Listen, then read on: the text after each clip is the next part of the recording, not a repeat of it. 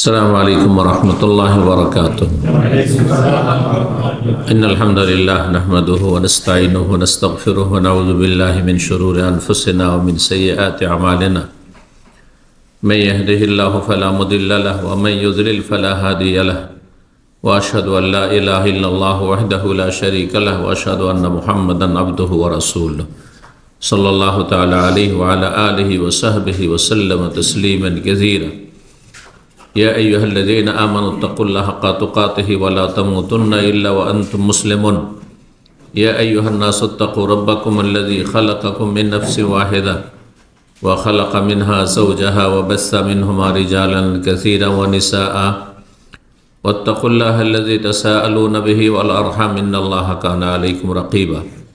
يا أيها الذين آمنوا اتقوا الله وقولوا قولا سديدا يصلح لكم أعمالكم ويغفر لكم ذنوبكم ومن يطع الله ورسوله فقد فاز فوزا عظيما. أما بعد فإن خير الحديث كتاب الله وخير الهدي هدي محمد صلى الله عليه وسلم وشر الأمور محدثاتها وكل محدثة بدعة وكل بدعة ضلالة وكل ضلالة في النار.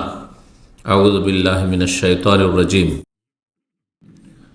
بسم الله الرحمن الرحيم. إنا أرسلناك شاهدا ومبشرا ونذيرا لتؤمنوا بالله ورسوله وتعزروه وتوقروه وتسبحوه بكرة وأصيلا.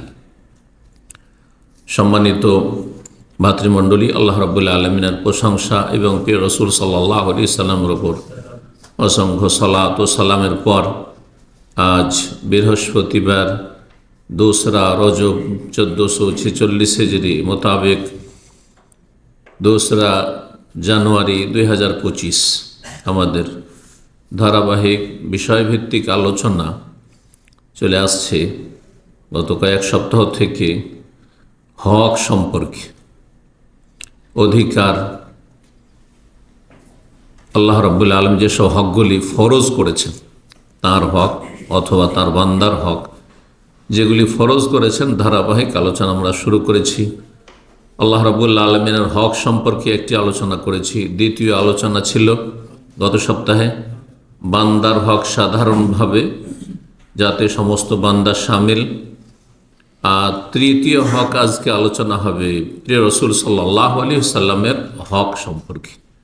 রাসূলুল্লাহ সাল্লাল্লাহু আলাইহি সাল্লামের হক মানব জাতির ওপর কি, আর বিশেষভাবে যারা তার প্রতি বিশ্বাসের দাবি রাখে, ঈমানের দাবি রাখে, তার উম্মত যারা তার দাওয়াতে সাড়া দিয়েছে, কবুল করেছে, জন্মসূত্রে পেয়েছে অথবা ইসলাম গ্রহণ করেছে, জন্মসূত্রে না পেলেও তাদের ওপর কি অধিকার।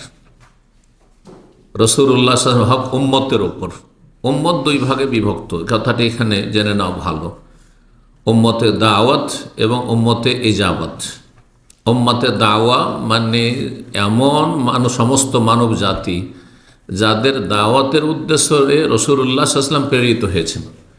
সুতরাং তাতে মুসলিম অমুসলিম সবাই শামিল, কারণ রাসূলুল্লাহ সাল্লাল্লাহু আলাইহি ওয়াসাল্লামের দাওয়াত সারা বিশ্বের সমস্ত মানুষ, এমনকি জিনদের জন্য।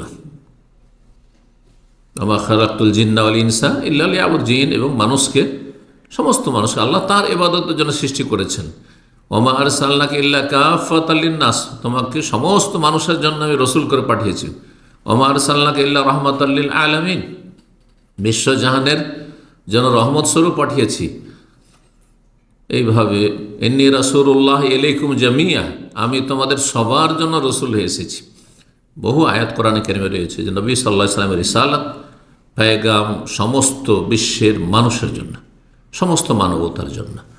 তাহলে এরা কে দাওয়াতের উম্মত কেন বলা হয়েছে? কারণ নবী সাল্লাল্লাহু আলাইহি ওয়াসাল্লামের দাওয়াতের এরাই হচ্ছে ক্ষেত্র, ঠিক?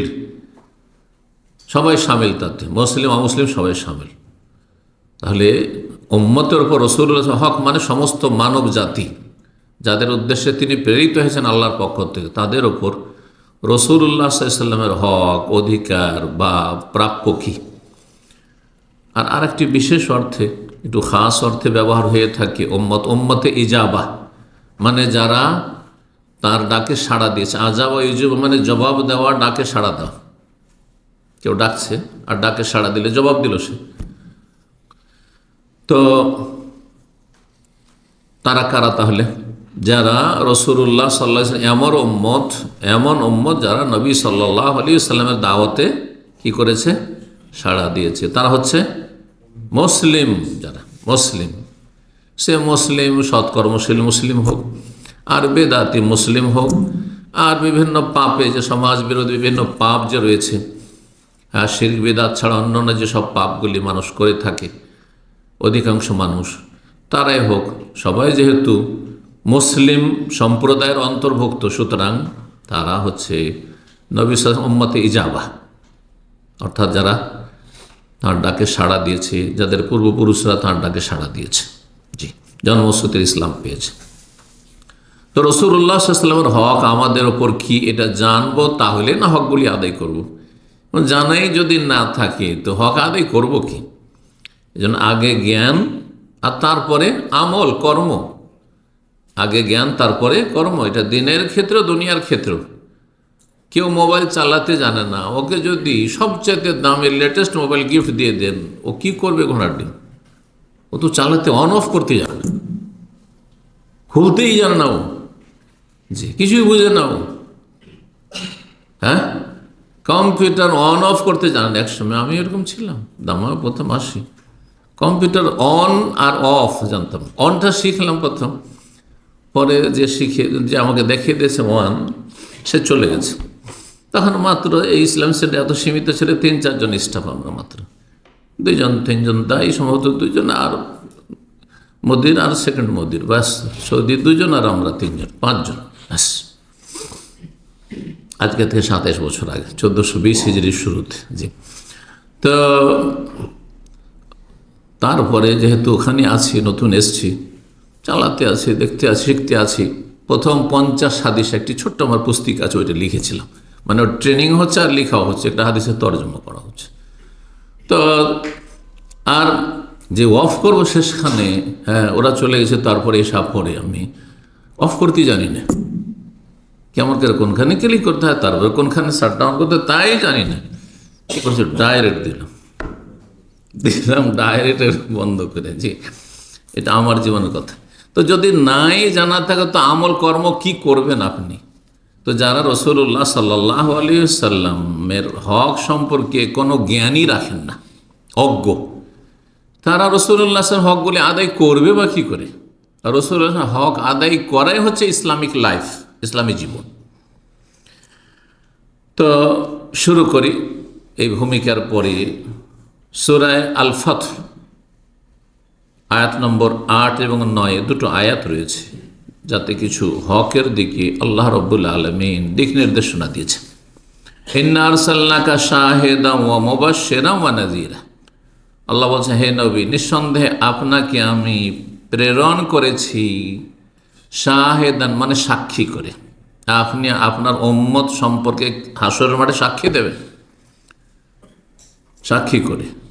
ও মুবাশশিরান, এবং সুসংবাদদাতা করি। সুসংবাদ কাকে দেওয়া হয়? যারা ভালো, তাকে সুসংবাদ।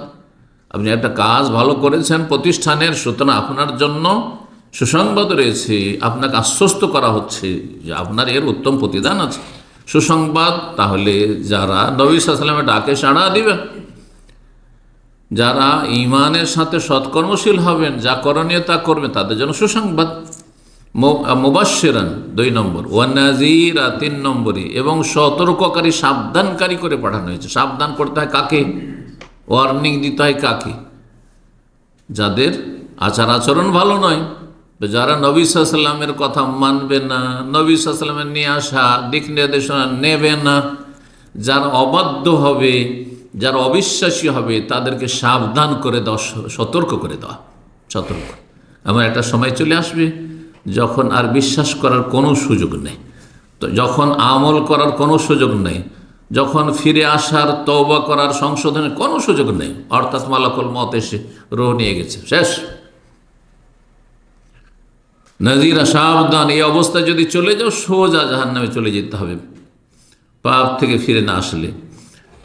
আল্লাহ রাব্বুল আলামিন এই যে সম্মান দিয়েছেন তাকে, তিনি সাক্ষী, তিনি সুসংবাদদাতা, তিনি সতর্ক সাবধানকারী, আল্লাহর পক্ষ থেকে। মানব জাতির জন্য। কারণ মানব জাতির সাথে আল্লাহ সরাসরি কথা বলেননি, বলবেন না। বিশিষ্ট বান্দা যাদেরকে আম্বিয়া এবং রসুল বলা হয়, নবী রসুল, তাদের মাধ্যমে মানব জাতির সংশোধনের উদ্দেশ্যে আল্লাহ তার কথা, তার বাণী, তার দিক নির্দেশনা, আসমানি সিলেবাস পৌঁছে দিয়েছে। কি জানলে তো মেনবিল্লাহ ওয়া রাসূলিহি, যাতে করে তোমরা আল্লাহর প্রতি বিশ্বাস স্থাপন করো, ঈমান নিয়ে আসো, এবং তার রসুলের প্রতি ঈমান নিয়ে আসো। তাহলে এখানে একটি হকের কথা বলা হলো, কি? আল্লাহর প্রতি ঈমান নিয়ে আসা, এটা আল্লাহর হক। রসুলের প্রতি ঈমান নিয়ে আসা রসুলের হক, একটি হক। ওয়া তুআজ্জিরুহু, এবং নবী সাল্লাল্লাহু আলাইহি সাল্লামকে কি করবে? সাহায্য সহযোগিতা করবে, শক্তিশালী করবে। জি, তার নবী সাল্লাল্লাহু আলাইহি সাল্লামকে সাহায্য করা, আবার নবী সাল্লাল্লাহু আলাইহি সাল্লামকে শক্তি যোগান দেওয়া, শক্তিশালী করা। নবী সাল্লাল্লাহু যখন ছিলেন তখন সরাসরি তাকে শক্তিশালী করা, আর তাকে শক্তিশালী করা মানে তার নিয়ে আসা দিনকে শক্তিশালী করা। তিনি যে উদ্দেশ্যে এসেছেন সেই উদ্দেশ্যটিকে সফল করা। নবী সাল্লাল্লাহু আলাইহি ওয়াসাল্লাম দুনিয়াতে নেই, তো এখন কি করে নবী সাল্লাল্লাহু আলাইহি সাল্লামকে আপনি কি শক্তিশালী করবেন? নবী করিম সাল্লাল্লাহু আলাইহি সাল্লামের আপনি সহযোগিতা করবেন, পাশে দাঁড়াবেন। সেটা হচ্ছে নবী সাল্লাল্লাহু আলাইহি ওয়াসাল্লাম যে মেসেজ, যে পেগাম মানব জাতির উদ্দেশ্যে ছেড়ে গেছেন, কোরআনুল কারীম এবং তার সুন্নাহ, দুটো ওহী, সেটা সারা বিশ্বের সমস্ত মানুষের কাছে সুন্দরভাবে আমানতের সাথে পৌঁছে দেবেন, তাতে কোনো ঘাটতি করবেন না। তার আগে যেসব স্তরগুলি, নিজে বিশ্বাস করবেন, নিজে ভালো মানুষ হবেন, তারপর অন্যদের কাছে পৌঁছে দেবেন, এবং তার এই দাওয়াতকে যতটা সম্ভব আপনার পক্ষে আপনি শ্রম দিয়ে, মেহনত দিয়ে, বিদ্যা দিয়ে, বুদ্ধি দিয়ে শক্তিশালী করবেন। আপনি আল্লাহর দিন শক্তিশালী হোক। দুনিয়ার বাতিল মতবাদকে শক্তিশালী করার জন্য জিরো থেকে একটা পার্টি উঠছে, রাজনৈতিক পার্টি হোক অথবা একটা থিওরি হোক, সমাজবাদ হোক, আর আপনার তন্ত্রমন্ত্র যত দুনিয়ার রয়েছে বাদ যত হোক, হ্যাঁ, নাস্তিক্যবাদ হোক, আর কমিউনিজম হোক, আর যেই সে হোক না কেন, আছে না নেই? ধর্মের নামে হোক অথবা রাজনীতির নামে হোক, অর্থনীতির নামে হোক, যেসব মতবাদ এবং তন্ত্রগুলি দুনিয়াতে আসছে, সেগুলি একসময় কিছুই ছিল না, তাদের একজনও লোক ছিল না। প্রথম এই কথা একজন উঠিয়েছে, এই বাতিল কথা। তারপর সেটা কত দুনিয়াতে শক্তিশালী, সারা বিশ্বে। গণতন্ত্র ছাড়া বুঝেই না মানুষ, মনে হয় গণতন্ত্র ছাড়া মনে হয় কোনো সমাধান নেই। এটি আজকাল অধিকাংশ মুসলিমদের বিশ্বাস। জি হ্যাঁ, এটাই ভ্রান্ত বিশ্বাস অধিকাংশ মুসলিমদের। কাফেরদের কথা বাদ দেন, কাফেররা তো লেগে আছে সারা পৃথিবী গণতন্ত্র প্রতিষ্ঠার জন্য। ও তুআজ্জিরুহু, নবী সাল্লাল্লাহু আলাইহি ওয়াসাল্লামকে শক্তিশালী করতে হবে, নবীর নিয়ে আসা দিনকে শক্তিশালী করতে হবে, নবীর আদর্শকে শক্তিশালী করতে হবে। আপনার ঘর থেকে শুরু করতে হবে, পরের আগে। এটি একটি হক। ও তুআক্কিরুহু, এবং তাকে সম্মান করবে। তাওকীর মানে সম্মান করা, তাজিম, তাকে সম্মান করবে, শ্রদ্ধা করবে। যেমন সম্মান শ্রদ্ধা আল্লাহ রাব্বুল আলামিন মর্যাদা দিয়েছেন যথাযথভাবে, এগুলি হচ্ছে রাসূলুল্লাহ সাল্লাল্লাহু আলাইহি ওয়াসাল্লামের কিছু হক, যা এই আয়াতে বর্ণনা করা হয়েছে। ওয়া তুসাব্বিহুহু বুকরাতান ওয়া আসীলা, এবং আল্লাহর তাসবিহ, মহিমা, গুণগান করবে সকাল বিকাল সর্বদা। তাহলে জিকির, আজকার, তসবিহ কার? আল্লাহর। ঈমান আল্লাহর প্রতিও নিয়ে আসবে, রসুলের প্রতি ঈমান নিয়ে আসবে, কিন্তু তসবিহ নবীর নয়, জিকির নবীর না। জিকির কার? উযকুরুল্লাহ ফাযকুরুনি, আমার জিকির করো। জি, এইখানে বেদাতি, অনেক বেদাতি এখানে শিরক করে ফেলে। আমার ছাত্র জীবনে মদিনা ইউনিভার্সিটি যখন লেখাপড়া করতাম, তো একদিন রওজায় বসে আছে। রওজা মানে শরীয়ত সম্মত যেটি রওজা, রওজা মানে আবার বেদাতি রওজা হচ্ছে কবর, না ওইটা নয়। সুন্নতি রওজা হচ্ছে নবী সাল্লাল্লাহু আলাইহি ওয়াসাল্লামের যে কক্ষ, বাড়ি মা আয়েশার, ওখান থেকে শুরু করে মেম্বার পর্যন্ত যেই জায়গাটি সলাৎ পড়ার জায়গা, এবং সেখানে সলাৎ আদায় করার ফজিলত রয়েছে, সুন্নত নফল। ফরজের ক্ষেত্রে যত সামনে এগিয়ে যাবেন, কারণ সামনে আরও কাতার আছে, সুযোগ আছে, সুতরাং তাতে বেশি ফজিলত। 2 রাকাত আসর থেকে মাগরিবের মাঝে চলে আসতাম, আর আসার পরে এশা পর্যন্ত থাকতাম। ওখানে হারামে ঢোকা খুব সহজ ছিল। এই তো করোনার যুগ থেকে জটিল হয়ে গেছে, অ্যাপয়েন্টমেন্ট হয়ে গেছে, চান্স পাওয়া যাচ্ছে না, সামনে সবসময় ফুল হয়েই থাকছে। কিন্তু একসময়, এখন আমরা এত বেশি খুলে গেছে, কোনো আর জায়গা পাওয়া যায় নাকি, দূরে কোথাও বসতে হচ্ছে। কিন্তু একসময় সুবহানাল্লাহ, প্রথম কাতারে বসতে চান, চলে যান, আসর নামাজের পরে পরে চলে যান আপনি। তারপরে আপনি দ্বিতীয় তৃতীয় কাতারে তো আপনি মাগরিবের আধা ঘন্টা 1 ঘন্টা আগে গিয়ে পাবেন আপনি। আর যদি আপনি রওজাতে যেতে চান তো খালি পড়ে আছে ধরেন, আরামসে আপনি গিয়ে সেখানে সালাত আদায় করেন। এক আল্লাহ এক সময় সুযোগ দিয়েছেন, আলহামদুলিল্লাহ রাব্বিল আলামিন। মদিনা থেকে যারা সুযোগ নিয়েছে তারা ভাগ্যবান, আর যারা সুযোগ নেয়নি হতভাগা। মদিনায় এসেছে, অন্ধ হয়ে এসেছে, অন্ধ হয়ে ফিরে চলে গেছে। বহু হতভাগা, দুনিয়া নিয়ে গেছে, পয়সা নিয়ে গেছে, কিন্তু দিন নিয়ে যেতে পারেনি। তো একজন লোক দেখছি যে শুধু জপছে ইয়া রাসূলুল্লাহ, ইয়া রাসূলুল্লাহ, ইয়া রাসূলুল্লাহ। উর্দু ভাষী, হায়দ্রাবাদ বাড়ি। জিজ্ঞেস করলাম প্রথম, পাশে যেহেতু বসে এই কাজ করছে, তো তাকে বললাম আপনাদের শিক্ষার জন্য বলছি, এরকম শিরকি আকিদা লোক ভারত, বাংলাদেশ, পাকিস্তানে বহু আছে, লক্ষ লক্ষ আছে। এই আকিদায় তারা বিশ্বাসী। মাজার পূজারি আর এই সৌফি এরা এইসব শিরকি আকিদে বিশ্বাসী, কুফরিতে বিশ্বাসী। সেটাকে ইসলাম মনে করে জান্নাতের রাস্তা, মানে জান্নাতের রাস্তা নয়, জাহান্নামের রাস্তা সোজা।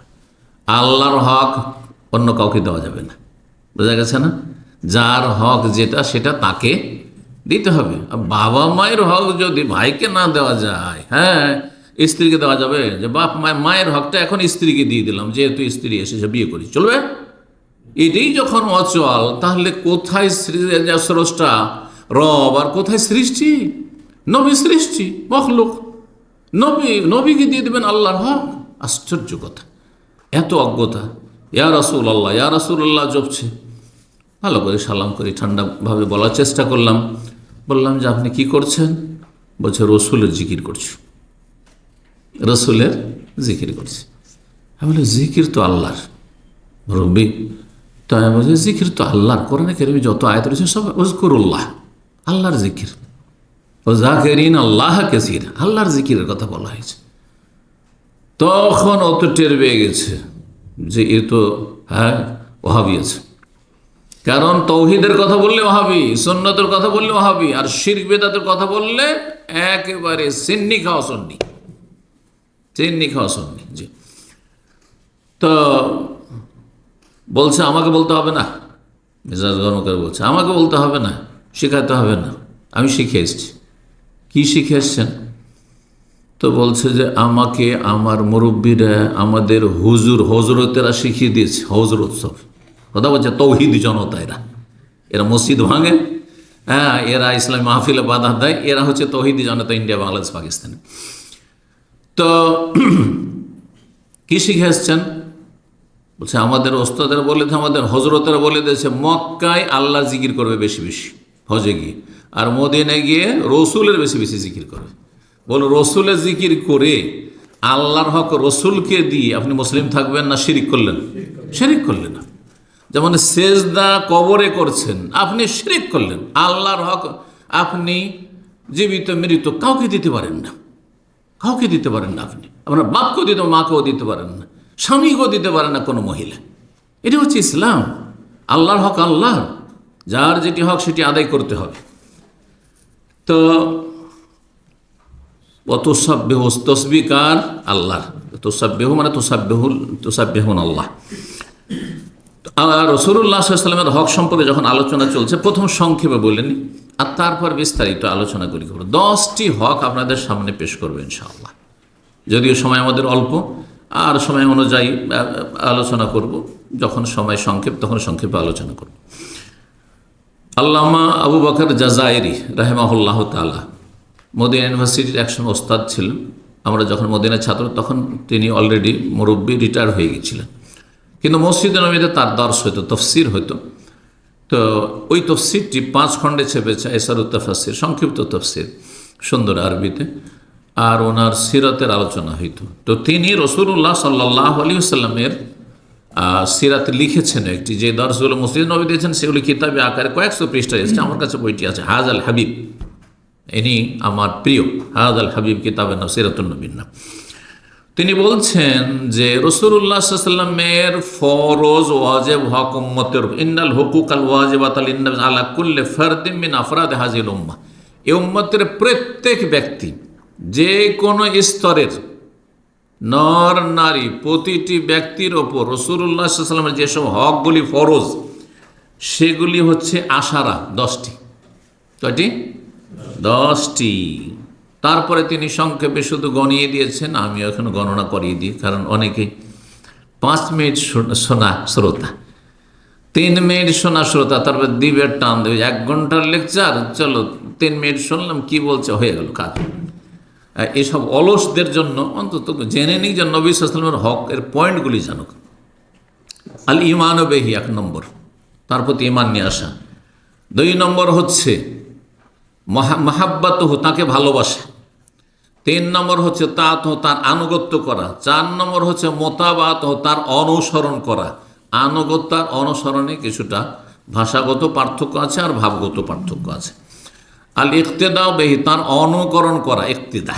জি, যদিও ইক্তেদা আর ইত্তেবা আর তা 3টি কাছাকাছি, এই জন্য 3টিকে একসাথে ইনশাআল্লাহ যখন বিস্তারিত আলোচনা করব তখন 3টিকে একসাথে করে দেব। কয়টি হইল তাহলে? গণেছেন? 5টি হয়েছে। তারপরে তৌকিরহু, তার সম্মান করা, তোয়াক্কিরু হয়েছে আয়াতে আসলে সূরাতুল ফাতিহ, সম্মান করা। জি।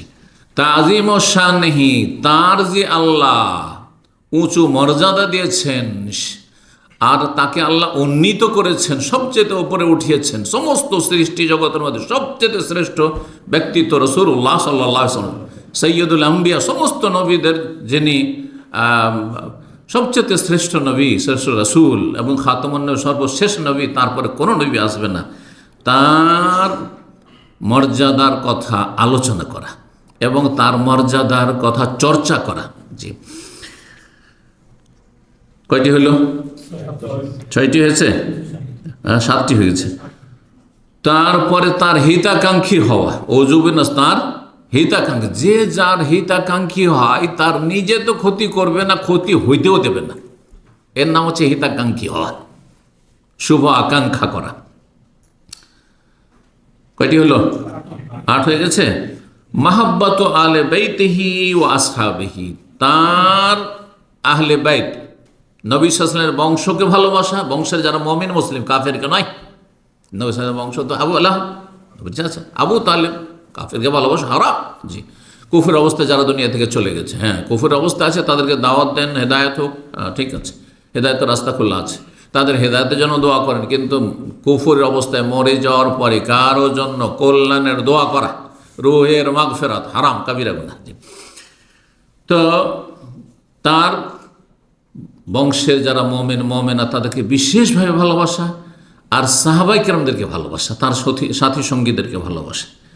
আর 10 নম্বর হচ্ছে আসসালাতু আলাইহি, তার প্রতি দরুদ ও সালাম পেশ করা, সালাত এবং সালাম পেশ করা। কয়টি হইল? আরও বাড়ানো যেতে পারে। নবী ঈসা ইসলামের উপর কেউ যদি আক্রমণ করে, নবী ইসলামের কেউ যদি মানহানি করে, নবীর দিনকে কেউ ছোট করে, ইসলামের বিরুদ্ধে কেউ লিখালিখি করে অথবা যদি বিষদগার করে, তাহলে ডিফেন্স করা এবং তাদের প্রতিহত করা, তাদের জবাব দেওয়া, হ্যাঁ, তাদেরকে কোণঠাসা করা, যেভাবে করা সম্ভব। যা রাষ্ট্রীয় ক্ষমতা রয়েছে রাষ্ট্রীয় ক্ষমতার মাধ্যমে করবে, আর যাদের কলমে জোর রয়েছে কলম দ্বারা ডিফেন্স করবে, যাদের জবানে জোর রয়েছে জবান দ্বারা কথা বলবে, এবং যারা সাধারণ মানুষ তারা রাসূলুল্লাহ সাল্লাল্লাহু আলাইহি ওয়াসাল্লাম এবং তার নিয়ে আসা দিনের পাশে দাঁড়াবে, সেই দিনের প্রচার প্রসার এবং আমল করবে। আর যাতে করে যারা রাসূলুল্লাহ সাল্লাল্লাহু আলাইহি ওয়াসাল্লামের শত্রু, বিরোধী, বিদ্বেষী, তারা কোণঠাসা হয়, তারা নির্মূল হয়, তারা দুর্বল হয়, তারা উৎখাত হয়, এর জন্য সর্বাত্মক চেষ্টা করবে আপন আপন জায়গা থেকে। তাহলে এগুলির এখন দলিল সহ আলোচনা করি। 1 নম্বর বিষয় কি ছিল? প্রথম হক রাসূলুল্লাহ সাল্লাল্লাহু আলাইহি ওয়াসাল্লামের কি? রাসূলুল্লাহ সাল্লাল্লাহু আলাইহি ওয়াসাল্লামের প্রতি বিশ্বাস স্থাপন করা। ঈমান মানে অন্তরে বিশ্বাস করে মেনে নেওয়া। অন্তরে বিশ্বাস আছে কিন্তু আপনি মানতে পারছেন না, তাহলে এটা কোনো কাজে আসবে না। অনেক অমুসলিম আছে ইসলামের সত্যতাকে পছন্দ করে, ইসলাম সত্য দিন, ইসলাম ভালো কথাই শেখায়, ইসলাম আমাকে খুব ভালো লাগে, তাহলে আপনি গ্রহণ করেন। বলছি সেটা পারছি না, পারিপার্শ্বিক অবস্থার জন্য, পারিবারিক সমস্যার কারণে, অথবা আমি চাপে, অথবা যে কোনো কারণে হোক না কেন, অথবা দুনিয়ার স্বার্থ ছাড়তে পারছে না, বিভিন্ন পাপে আসক্ত আছে। ইসলাম কবুল করা মানে সেসব পাপগুলি ছাড়তে হবে, অনেকে ছাড়তে পারবে না। জি, বিভিন্ন বাধা রয়েছে, সত্য গ্রহণে মেলা বাধা রয়েছে। এর উপরে একটা আলোচনা আমার অনেক আগে রয়েছে, আবার ইনশাআল্লাহ আল্লাহ তৌফিক দিলে সত্য গ্রহণের বাধাগুলি আমাদের জানতে হবে। কারণ যারা সত্যকে গ্রহণ করে না, মুসলিম সমাজের যারা পথভ্রষ্ট, হ্যাঁ, তারা কেন সত্যকে গ্রহণ করে না? আর যারা মুসলিম নয় তারা কেন সত্য দিনে হক ইসলামকে কবুল করে না?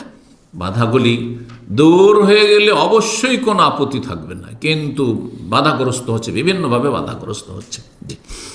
এই বাধাগুলি তাকে কি করতে হবে?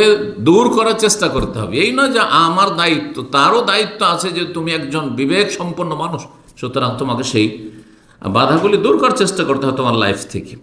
তো নবী সাল্লাল্লাহু আলাইহি ওয়াসাল্লামের প্রতি বিশ্বাস স্থাপন, কোরআনে কারীমে বহু আয়াত রয়েছে আল্লাহর প্রতি ঈমানের সাথে রসুলের প্রতি ঈমানের কথা। ইন কুনতুম তু'মিনুনা বিল্লাহ ওয়াল ইয়াউমিল আখির যেমন রয়েছে খুব বেশি বেশি, তেমন রসুলের কথা রয়েছে, আমিনু বিল্লাহি ওয়া রাসূলিহি। তো এইভাবে বেশ কিছু আয়াত, সূরা তাগাবুনের আয়াত নম্বর 8, এক দুটি আয়াত আপনাদের সামনে উল্লেখ করি রেফারেন্স সহ। আল্লাহ বলছেন ফাআমিনু বিল্লাহি ওয়া রাসূলিহি ওয়ান নূরিল্লাযী আনজালনা, তোমরা আল্লাহর প্রতি ঈমান নিয়ে আসো এবং রাসূলের প্রতি ঈমান নিয়ে আসো এবং সেই জ্যোতির প্রতি ঈমান নিয়ে আসো যা আমি নাজেল করেছি, সেই নূরের প্রতি ঈমান নিয়ে আসো যেই নূর নাজেল করেছি। সেটা কি? অবতীর্ণ কি করা হয়েছে? কোরআন। তাহলে কোরআনকে কি বলা হলো? নূর। তো বেদাতীরা বলে কোরআন নূরের পয়দা। আর নবীকে যদি কোথাও নূর বলা হয়, জ্যোতি বলা হয়, তো নবী নূরের পয়দা হয়ে গেল, এই দলিল পেশ করেন। তো কোরআনও বলেন যে কোরআনও নূরের। হ্যাঁ, তাহলে এই নূর বলতে কোন নূর বোঝানো হয়েছে?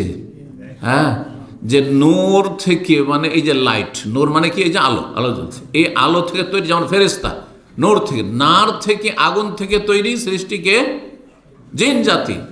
আর ওই আগুন কোথাও জ্বললে চারিদিকে যে আলো হয়, নূর হয়, সেটা দিয়ে আল্লাহ সৃষ্টি করেছেন হ্যাঁ ফেরেশতাদেরকে, আর মানুষকে সৃষ্টি করেছেন মাটি দিয়ে। এখন নবী সাল্লাল্লাহু আলাইহি সাল্লাম কি মাটি না নার, আগুন থেকে না নূর থেকে? মাটি থেকে, এটা কোরআন স্পষ্ট করছে। কেউ যদি বলে যে নবী আমাদের মতো মাটি থেকে তৈরি না, তিনি নূরের পয়দা, তাহলে সেই ব্যক্তি কুফরি কথা বলল। কুফরি কথা কখন হয়ে যায়? বিশেষভাবে যখন বলে আল্লাহ নূরে পয়দা। আল্লাহ নূর মানে আল্লাহর অংশ। খ্রিস্টানরা যদি আল্লাহর পুত্র বলে কাফের হয়, কেন? কেন পুত্র বাপের অংশ হয়। হ্যাঁ, বাপের রক্ত মাংসের সাথে তার একটা মিল আছে অবশ্যই। হ্যাঁ, বাপের রক্ত মাংস থেকেই হ্যাঁ সে শুক্রবিন্দু তৈরি হয়েছে, আর তারপরে সে গর্ভধারণ করেছে মায়ের পেটে, সুতরাং সে বাপের অংশ।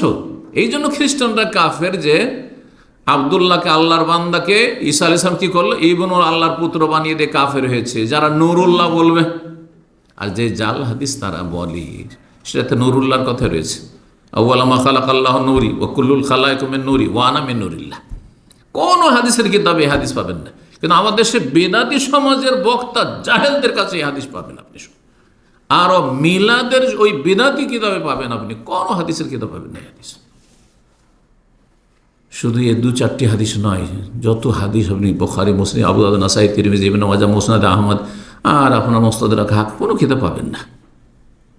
প্রথম আমার নূরকে আল্লাহ তৈরি করলেন, হ্যাঁ, আর তারপর সমস্ত সৃষ্টি আমার। আচ্ছা, সমস্ত সৃষ্টি যদি নবীন নূরে, আর ওয়ানা মিন নূরিল্লাহ, আমি আল্লাহর নূরে, তাহলে ইনডাইরেক্ট আপনার তো নূর, ঠিক কিনা? তাহলে চিন্তা করেন, এইটাই প্রমাণ করে যে হাদিস একেবারে জাল। আর হাদিস যদি জাল না হবে, সহি শুদ্ধ হবে, তো হাদিসের কিতাবে আসবেই। আর মুহাদ্দিস না সেগুলো নিয়ে চর্চা করবেন, সহি না সহি, কোনো হাদিসের কিতাবে নেই। এই জাল ধর্ম হচ্ছে প্রচলিত ধর্ম ভারত উপমহাদেশের। তো বলছিলাম যে এখানে নূর বলা হয়েছে কোরআনকে, কোরআন নূরের নয়। ঠিক তেমনি নবী সাল্লাল্লাহু আলাইহি ওয়াসাল্লামকে কোথাও যদি নূর বলা হয়ে থাকে, তার মানে হেদায়েতের নূর, হেদায়েতের আলো। একজন ভালো আলেম যদি কোথাও থাকে বা এসেছেন, আর অনেক উপকৃত হলেন এলাকাবাসী, আমাদের মাঝে একজন আলো ছিল, নূর ছিলেন, নূর, হ্যাঁ, একটা জ্যোতি ছিল, তিনি চলে গেছেন, জ্যোতি হারিয়ে ফেলেছি আমরা, বলছে না, তার মানে কি সে নূর? সেই অর্থে বলা হয়েছে জি কোরআনে কারিমে নূর। তারপরে সূরা আরাফে আল্লাহ বলছেন আয়াত নম্বর 158-তে, ফাআমিনু বিল্লাহি ওয়া রাসূলিহিন নাবিয়িল উম্মি, তোমরা আল্লাহর প্রতি ঈমান নিয়ে আসো এবং সেই রসুল নবীর প্রতি ঈমান নিয়ে আসো যিনি উম্মি ছিলেন। উম্মি মানে যার অক্ষরের জ্ঞান ছিল না, অক্ষর আলিফ বা তাসা লিখতে পড়তে জানতেন না। উম্মি মানে অজ্ঞ নয়, হ্যাঁ। উম্মি মানে মূর্খ নয়, হ্যাঁ। উম্মি মানে অশিক্ষিত নয়। শিক্ষিত আক্ষরিক জ্ঞান না থাকা সত্ত্বেও হতে পারে, কারণ আল্লাহ রাব্বুল আলামিন রাসূলুল্লাহ সাল্লাল্লাহু আলাইহি ওয়াসাল্লামের কোনো শিক্ষক দুনিয়াতে রাখতে চাননি। কারণ কোনো শিক্ষক যদি থাকতো আর সে যদি ইসলাম কবুল না করতো, তাহলে বলতো ও তো কিছুই জানতো না, ওকে তো আমি পাঠ পড়িয়েছি, আলিফ বা তাসা পড়িয়েছি। এ কথা বলার কোনো মানুষ নেই। মুসলিমও যদি কেউ হইতো তাও বলতো যে আমি তো তার ওস্তাদ, ঠিক না? মানুষের মধ্যে কোনো ওস্তাদই রাখেনি আল্লাহ রাব্বুল এই হিকমতের জন্য। নবীর কোনো ওস্তাদ নেই, একমাত্র আল্লাহ রাব্বুল আসমান থেকে জিবরাইল আলাইহিস সালামকে পাঠিয়েছেন। জিবরাইল আলাইহিস সালামকে পাঠিয়েছেন যাতে কোনো মানুষের ইহসান, অনুগ্রহ, অবদান না থাকে রাসূলুল্লাহ সাল্লাল্লাহু আলাইহি ওয়াসাল্লামের উপর। তো আল্লাহ রাব্বুল এখানে রাসূলের প্রতি ঈমান নিয়ে আসার কথা, আল্লাযী ইউমিনু বিল্লাহি ওয়া কালিমাতুহু ওয়াত্তাবিউহু, এবং তার অনুসরণ করা, এটিও একটি হক এখানে বর্ণনা করা হয়েছে, নবীর অনুসরণ। লাআল্লাকুম তাহতাদুন, তাহলেই তোমরা জান্নাতের রাস্তা পাবে। হেদায়েত মানে কি? সঠিক রাস্তা পাওয়া। কিসের রাস্তা? জান্নাতের রাস্তা। জি, এই জন্য হেদায়েত মানে জান্নাতের দিক নির্দেশনা, আর দলাল মানে রাস্তা হারিয়ে ফেলা, মানে জান্নাতের রাস্তা হারিয়ে ফেলা। জান্নাতের রাস্তা হারিয়ে ফেললে গন্তব্য স্থান জাহান্নাম, কারণ আখিরাতে দুটো জায়গা ছাড়া তৃতীয় কোনো জায়গা নেই। 2 নম্বর হক। আর তার সাথে বলে দিই, যখন আয়াত বললাম, হাদিস, বহু হাদিস রয়েছে রাসূলুল্লাহ সাল্লাল্লাহু আলাইহি ওয়াসাল্লামের প্রতি ঈমানের। তার মধ্যে জিবরাইল আলাইহিস সালাম এসে প্রশ্নকারীর বেশভূষায় এসে বসলেন, আর অপরিচিত মানুষ আগন্তুক আসলেন, আর নবী সাল্লাল্লাহু আলাইহি ওয়াসাল্লামের সামনে বসে গেলেন আদবের সাথে, আর জিজ্ঞাসা করেন কয়েকটি প্রশ্ন। তার মধ্যে একটি ছিল ঈমানের, ঈমান সম্পর্কে বলেন। তখন রাসূল কি বলেছিলেন? ঈমান 6টি বিষয়ের সমষ্টি, 6টি বিষয়ের নাম। আনতুমিনা বিল্লাহি ওয়া মালাইকাতিহি ওয়া কুতুবিহি ওয়া রুসুলিহি, রাসূলগণের প্রতি ঈমান নিয়ে আসবার সর্বশেষ রাসূল মুহাম্মদ সাল্লাল্লাহু আলাইহি ওয়াসাল্লাম। এছাড়াও বহু হাদিস রয়েছে। 2 নম্বর যে হক রাসূলুল্লাহ, সেটি কি? নবী সাল্লাল্লাহু আলাইহি ওয়াসাল্লামের ভালোবাসা।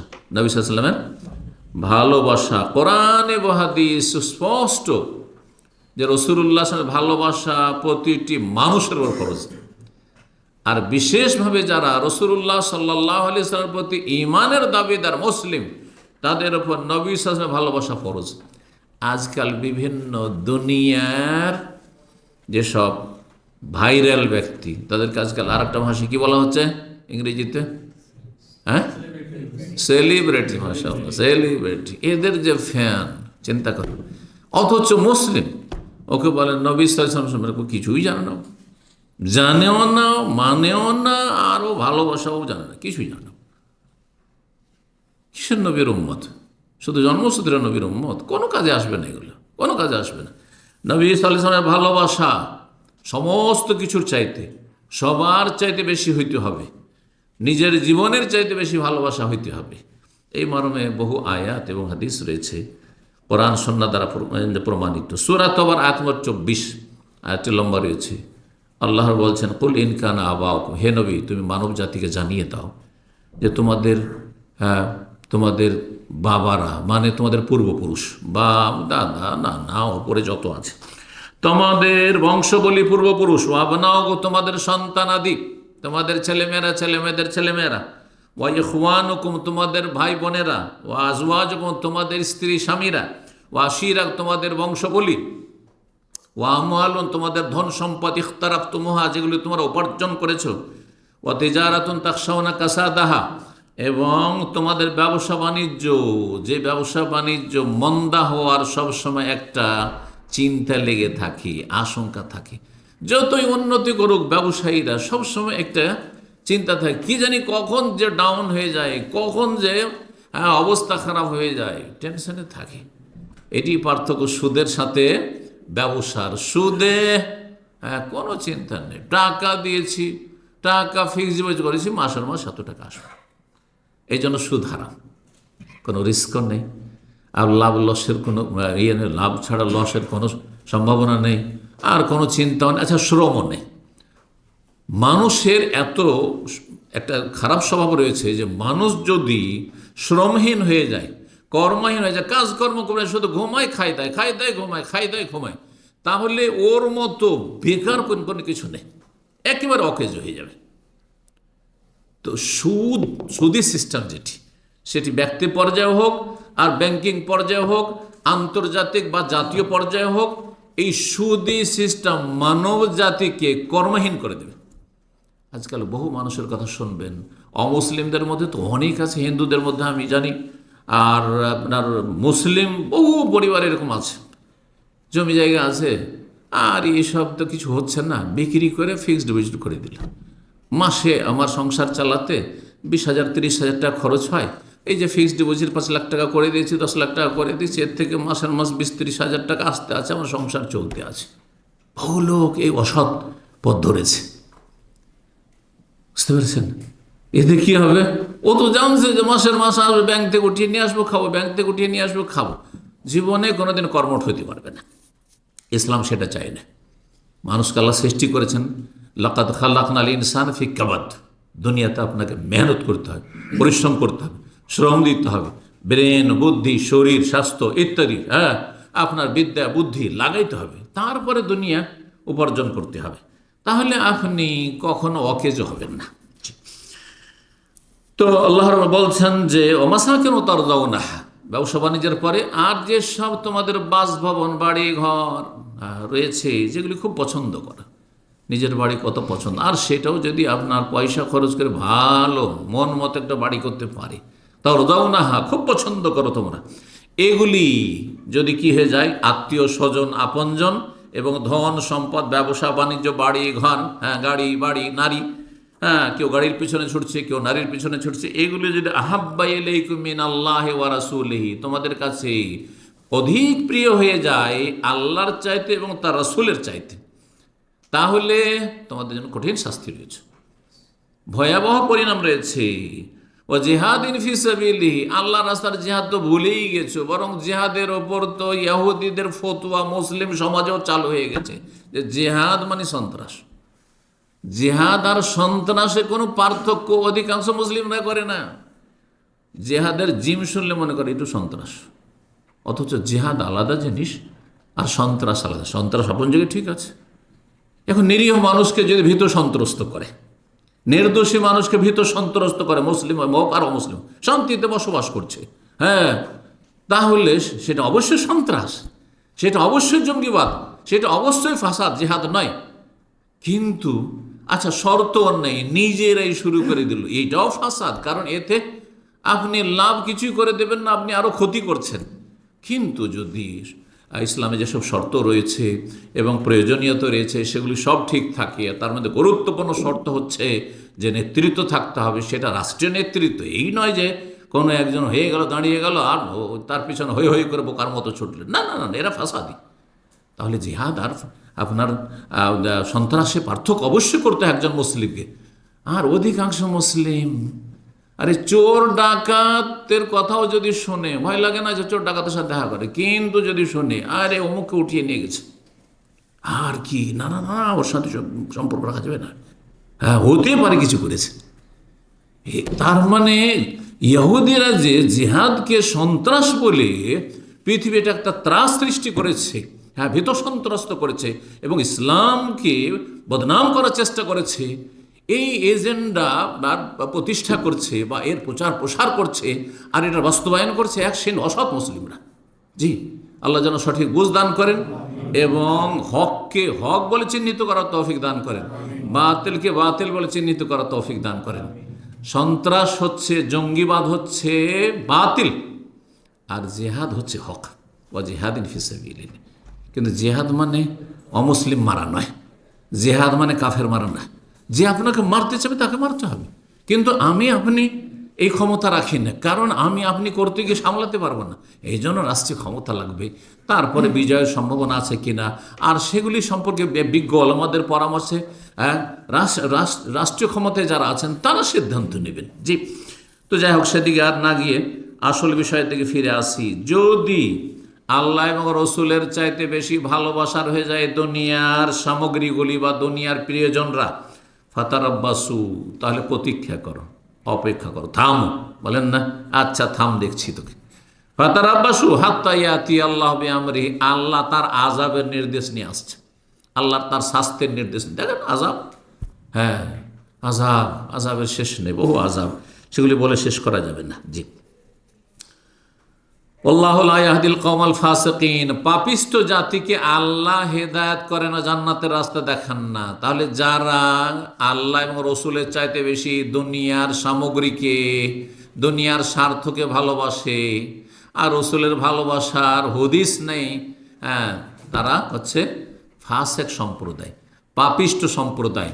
তারা জাহান্নামের পথে রয়েছে, জান্নাতের রাস্তা আল্লাহ তাদেরকে দেখাবেন না, রব্বুল আলামিন বলেছেন। জি, রাসূলুল্লাহ সাল্লাল্লাহু আলাইহি ওয়াসাল্লাম হাদিস সহিহ বুখারীতে রয়েছে। সহিহ বুখারীর হাদিসটি হচ্ছে 14 নম্বর হাদিস, আর সহিহ মুসলিমে 62 নম্বর হাদিস। প্রথম দিকে রয়েছে দুই হাদিসের কিতাবে, লা ইউমিনু আহাদুকুম, তোমাদের কোন ব্যক্তি অতক্ষণ সত্যিকার অর্থে ঈমানদার হতে পারবেন না, প্রকৃত মুমিন হতে পারবেন না, হাত্তা আকুনা আহাব্বা ইলাইহি মিন ওয়ালিদিহি ওয়া ওয়ালাদিহি ওয়ান নাস আজমাইন, যতক্ষণ পর্যন্ত আমি রাসূলুল্লাহ সাল্লাল্লাহু আলাইহি ওয়াসাল্লাম তার কাছে বেশি প্রিয় পাত্র না হয়ে যাব, মিন ওয়ালিদিহি, তার পিতামাতার চাইতে, ওয়ালাদিহি, তার ছেলে মেয়ের চাইতে, সন্তান চাইতে, ওয়ান নাস আজমাইন, সমস্ত মানুষের চাইতে।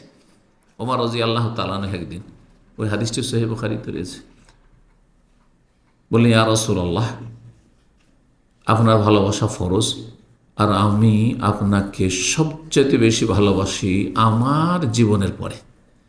ইয়া রাসূলুল্লাহ, লা আনতা আহাব্বুন নাসি ইলাইয়া ইল্লা নাফসি মিন কুল্লি শাইইন ইল্লা নাফসি, আপনি আমার কাছে সবচেয়ে প্রিয় আমার জীবনের পরে। কারণ মানুষের জীবনটা সবচেয়ে প্রিয়, কিন্তু যেখানে দেখবেন যে আমি ছাড়া আর কেউ বাঁচতে পারছেন, আগে চাচা যান বাঁচা, বুঝছেন না, দেশীয় কথা এটা। আগে নিজে বাঁচার জন্য রাস্তা খুঁজবেন, তারপর অন্যদেরকে বাঁচাবার চেষ্টা করবেন। এটি হচ্ছে মানুষের স্বভাব এটি। কারণ নিজের জীবনটা খুবই প্রিয়, কিন্তু নিজের জীবন খুবই প্রিয়। জি, এতে কোনো সন্দেহ নেই।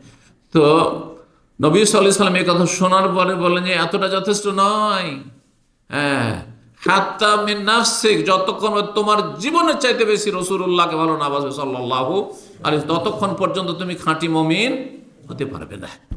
তখন আবার ইমানে নবায়ন করলেন, আবার সংশোধন করলেন। তারে যেমন আমাদের কাজকর্ম যেগুলো বাহ্যিক সেগুলো সংশোধন রয়েছে, অন্তরের অবস্থারও সংশোধন আছে। যেমন ইমানে উন্নতি করতে পারছেন, আমলে উন্নতি করতে পারছেন, একসময় তাহাজ্জুদ পড়তেন না অথবা ফজরে জাগতেন না, আপনি উন্নতি করতে পারছেন। তার চাইতে গুরুত্বপূর্ণ হচ্ছে অন্তরের ইমানকে উন্নত করা, অন্তরের অবস্থাকে উন্নত করা। তারপরে বললেন, ইয়া রাসূলুল্লাহ, আপনি এখন আমার কাছে হাত্তা মিন নাফসি, আমার জীবনের চাইতে বেশি, আমার প্রাণের চাইতে বেশি আপনি বেশি প্রিয় আমার কাছে। তখন রাসূল কি বলেছে, আল আনা ইয়া ওমর, ওমর এখন তোমার ঈমান পারফেক্ট, পূর্ণ হয়েছে, এখন কামেল ঈমান হয়েছে। রাসূলুল্লাহ সাল্লাল্লাহু আলাইহি ওয়াসাল্লামের ভালোবাসা কিভাবে প্রকাশ করবেন? ওলামারা বলেছেন, ইসারু মা ইউহিব্বুহু সাল্লাল্লাহু আলাইহি ওয়াসাল্লাম আলা মা ইউহিব্বুল আবদ, আমি কিছু ভালোবাসি আর রাসূলুল্লাহ সাল্লাল্লাহু আলাইহি ওয়াসাল্লাম কিছু ভালোবাসেন। দুই ভালোবাসা যখন সাংঘর্ষিক হবে, কোন ভালোবাসাকে প্রাধান্য দেব? রাসূলের ভালোবাসা।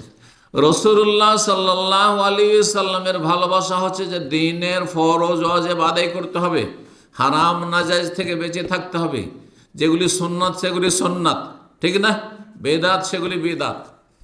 আর আপনার মনের চাহিদা যে ফজরে ঠান্ডার দিনে উঠতে কষ্ট লাগছে, আরে পরেই পড়ে নেবো, সূর্য ওঠার পরে পড়ে নেব, কোনটাকে প্রাধান্য দিতে হবে? রসুলের ভালোবাসাকে প্রাধান্য দিতে, রসুল যেটাকে ভালোবাসে সাল্লাল্লাহু আলাইহি ওয়াসাল্লাম, ঠিক আছে। সমাজের চাপে, পরিবারের চাপে, মরার নামে খাবার আর কত রকমের বেদাত যে করতে হচ্ছে। ইন্ডিয়া বাংলাদেশে যারা বেদাতি সমাজে বাস করে, বেদাতি পরিবারে জন্ম নিয়েছেন, ওখান থেকে হেদায়েত হয়েছেন, তারা ভুক্তভোগী। আমরা বুঝতে পারবো না, অত টের পাবো না, আপনারা বেশি বুঝছেন। অনেক সময় সামলাইতে পারেন না, বাপ বয়কট করে, মা বয়কট করে, তুই খরচ করবি না, তুই বাড়িতে ছড়তে দেবো না, ত্যায্য পুত্র, কিছুই দেবো না তোকে। আউযু বিল্লাহি মিনাশ শাইতানির রাজিম। এইরকম বদ প্রকৃতির বাপ মা থেকে আর অসৎ সমাজে যারা নেতৃত্ব, তাদের থেকে আল্লাহ যেন তাদের অনিষ্ট থেকে রক্ষা করেন। তো এইরকম পরিস্থিতিতে মানুষ তখন স্যারেন্ডার করে। কি করব, চাপের মুখে পড়ে দিয়ে দিয়েছি। বহু প্রবাসী আছে, 1 লাখ টাকা দিয়ে দিচ্ছি, 1 লাখ টাকা এখান থেকে দিয়ে দিছো, বলছে না, তাছাড়া উপায় নেই, বাপ চাচা আত্মীয় সবাই দুশ্মন হয়ে গেছে। তাহলে আপনি রসুলের ভালোবাসার উপর কি কোন জিনিসটাকে প্রাধান্য দিলেন? আপনার সমাজ যেটাকে ভালোবাসে, হ্যাঁ, আপনার পরিবার যেটাকে ভালোবাসে, আপনার কুপ্রবৃত্তি যেটাকে ভালোবাসে। কুপ্রবৃত্তি মানে দুনিয়ার স্বার্থ, দুনিয়ার মনের কামনা বাসনা। কারণ এদেরকে আমি অসন্তুষ্ট করতে পারবো, রব অসন্তুষ্ট হয়ে যাক, নবী আমার উপর নারাজ হয়ে যাক, হ্যাঁ, বিদাত করে, কিন্তু আমি এই সমাজকে আমি অসন্তুষ্ট করতে পারবো না, আমার বাপ মাকে অসন্তুষ্ট করতে পারবো না। এ হলো ইমানের অবস্থা যদি, তাহলে জানতে হবে যে না, এখানে আপনার এই নবীর ভালোবাসার দাবিতে আপনি আসলে সত্যবাদী না। 3 নম্বর আর 4 নম্বর আর 5 নম্বর বলেছিলাম যে একসাথে বয়ান করে দেব। 3 নম্বরে ছিল নবীর সাথে আনুগত্য করা। আনুগত্য যেমন আল্লাহর আনুগত্য, তেমন নবীর আনুগত্য। যেমন আল্লাহকে মানতে হবে, মানে আল্লাহর কথা হইলেও মানতে হবে, কোরআনে কেমন যেমন তেমন রসুল্লাহ কথা কোরআনে নেই কিন্তু হাদিসে আছে, সমানভাবে মানতে হবে। সেই হাদিস সমানভাবে মানতে, এই পার্থক্য করলে হবে না। এই জন্য আমি একটা উদাহরণ দিই যে কোরআনে কারিমে আছে যেসব নারীদেরকে বিয়ে করা হারাম, তার মধ্যে আছে 2 বোনকে একসাথে রাখতে পারবেন না। ওয়ান তাজমাউ বাইনাল উখতাইন, আপনার স্ত্রী আছে আর শালীটা খুব পছন্দ হয়েছে, অথবা আপনার স্ত্রীর বড় বোন বিধবা হয়েছে অথবা তালাক প্রাপ্ত হয়েছে, আর কোথায় অসহায় বেচারা কি ছাড়বো, চলো কেউ বিয়ে করিনি, জায়েজ। যতদিন আপনার স্ত্রী বেঁচে আছে অথবা তালাক দেননি, ইদ্দত পার হয়নি, জায়েজ না। এবার বোঝা গেছে কোরআনের ভাষায়, এটা কোরআনের হুকুম, হ্যাঁ, আল্লাহর আনুগত্য এটি। কিন্তু কোরআনে এই কথা নাই যে আপনার স্ত্রী আছে আর তার ফুফু আছে, ও ফুফার শাশুড়ি খুব সুন্দর লেগেছে, বিয়ে করতে চান, অথবা খালা শাশুড়ি মানে ওয়াইফের খালা, জায়েজ, হারাম। কিন্তু কোরআনে কোনো আয়াতে নেই। কোথায় আছে? সহিহ বুখারীর হাদিসে রয়েছে। 2 বিধানে কোনো পার্থক্য আছে? একজন 2 বোনকে সতীন বানিয়ে বিয়ে করে আছে, আর একজন স্ত্রী এবং তার ফুফুকে তার খালাকে বিয়ে করে আছে। 2 অপরাধীতে কোনো পার্থক্য আছে? কোনো পার্থক্য নেই। এই জন্য কোরআনে আল্লাহ রাব্বুল ইরশাদ করেন, মাইয়ুতি রাসূলা ফাকাদ আতা আল্লাহ, যে রসুলের আনুগত্য করলো, যে রসুলকে মানলো, সে আল্লাহকে মানল। সমানভাবে মানতে হবে। তা আনুগত্য, অনুসরণ, যেহেতু অনুসরণ মানুষের করা হয়, আল্লাহর ক্ষেত্রে অনুসরণ শব্দটি প্রযোজ্য নয়। এই জন্য কোরআনের ভাষায় ইত্তেবা বা ফলো করা, অনুসরণ করা, হ্যাঁ, কাকে? রাসূলুল্লাহ সাল্লাল্লাহু আলাইহি সাল্লামকে। রাসূলুল্লাহ সাল্লাল্লাহু আলাইহি ওয়াসাল্লামের আনুগত্যের বহুমুখী উপকারিতা রয়েছে দুনিয়াতে আখিরাতে। ওয়া মান ইউতিল্লাহ ওয়া রাসূলাহু ফাকাদ ফাযা ফাওজান আযীমা। সুন্নতি খুতবার যে 3টি আয়াতই পড়লাম, যারা আল্লাহ এবং রাসূলের আনুগত্য করে, রাসূলকে মানবে, আল্লাহকে মানবে, তারা মহা সাফল্য অর্জন করবে, দুনিয়া আখিরাতে সফল, তাদের সফল জীবন, তাদের পরিবার হচ্ছে সফল। জি, আজকাল সফল পরিবার আর সফল ব্যক্তির সংজ্ঞা বিকৃত হয়ে গেছে, ভুল ব্যাখ্যা করা হচ্ছে। কোনো সফলতা দুনিয়ার উন্নতি নয় যদি দিন না থাকে তাহলে। তো আল্লাহ রাব্বুল আলামিন আর কোরআনে কারীমে ইরশাদ করেছেন সূরা নূর আয়াত নম্বর 54-তে, বলছেন কুল আতিউল্লাহ ওয়া আতিউর রাসূল, হে নবী তুমি মানুষকে বলে দাও যে তোমরা আল্লাহর আনুগত্য করো, আল্লাহকে মানো এবং রাসূল সাল্লাল্লাহু আলাইহি সাল্লামকে মানো। আর তারপরে আর কিছু কথা বলার পরে শেষখানে আবার ওই আয়াতই বলছেন ওয়াইন তুতিউহু তাহতাদু, যদি রাসূলুল্লাহ সাল্লাল্লাহু আলাইহি সাল্লামকে তোমরা মানো, আনুগত্য করো, তাহলেই হেদায়েত পাবে। তাহলে হেদায়েত একমাত্র সীমিত কোন পথে, কোন আদর্শে? রাসূলের আনুগত্যে। রাসূলকে যদি মানেন আপনি জীবনের প্রতিটি ক্ষেত্রে এবং আপনার আদর্শ মানুষ হিসেবে গ্রহণ করেন, আমি মানব একমাত্র কাকে? মুহাম্মদ রাসূলুল্লাহ, যাকে আল্লাহ পাঠিয়েছে জান্নাতের রাস্তা দেখানোর জন্য, যাকে আল্লাহ হিতাকাঙ্ক্ষী করে পাঠিয়েছেন মানব জাতির, যাকে বিশ্ব জাহানের জন্য আল্লাহ রহমত, করুণা রহমত বলে আখ্যায়িত করেছেন, তাকে মানবো আমি। আর তাকে ঠিক রেখে তাকে মেনে নেওয়া ঠিক রেখে বাকি সবকে মানব। বাপ মাকেও মানি, বড়দেরকেও মানি, আমার বসকেও মানি, আমার ম্যানেজারকে, সুপারভাইজার, ফোরম্যানকেও মানি, কিন্তু শর্ত সাপেক্ষ, যদি আল্লাহ এবং রসুলের আনুগত্যের আওতাভুক্ত হয়, তাহলে। বহির্ভূত হলে মানি না। কালকে বলবে যা এক গ্লাস মদ নিয়ে এসো, মোটেই না। সিগারেটের প্যাকেট নিয়ে এসো, মোটেই না। যাও কাউকে মারামারি করে এসো, বাপ মা বলছে না, মোটেই না। মা বলছে যা জর্দা নিয়ে, জর্দা দেওয়া পান খাবো, মোটেই না। কথা বোঝা গেছে? এটা হচ্ছে। কিন্তু যদি রাত 12টায় বলে যে আমার ইলিশ মাছ খাওয়ার ইচ্ছা হয়েছে, আমার এই জিনিসটা, এই সবজি খাওয়ার ইচ্ছা হয়েছে, এটা আমার মিষ্টি খাওয়ার ইচ্ছা হয়েছে, রাত 12টায় আমি যাবো, তারপরে মার্কেট খোলা থাকলে সেখান থেকে নিয়ে এসে দেবো। কারণ এখানে আল্লাহর আমার কোনো বাধা দেননি। যে কোনো সময় হুকুম হতে পারে, বাবা মায়ের হুকুম হইতে। এভাবে ইসলামকে বুঝতে হবে।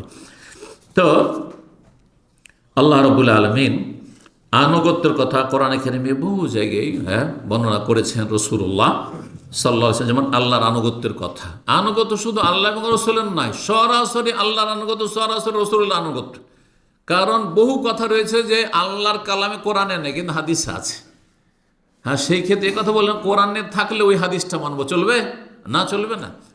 কিন্তু নেতার আনুগত্যের ক্ষেত্রে ওয়াউলিল আমরি মিনকুম, আল্লাহ বলছেন যারা নেতৃস্থানীয়, এবং নেতৃস্থানীয় দুই রকম। ধর্মীয় নেতৃত্ব মানে ওলামাদের কথা মানা, আর রাষ্ট্রীয় নেতৃত্ব মানে সরকার উপরে যারা আছে দায়িত্বশীল তাদের কথা মানা, প্রশাসনের কথা মানা।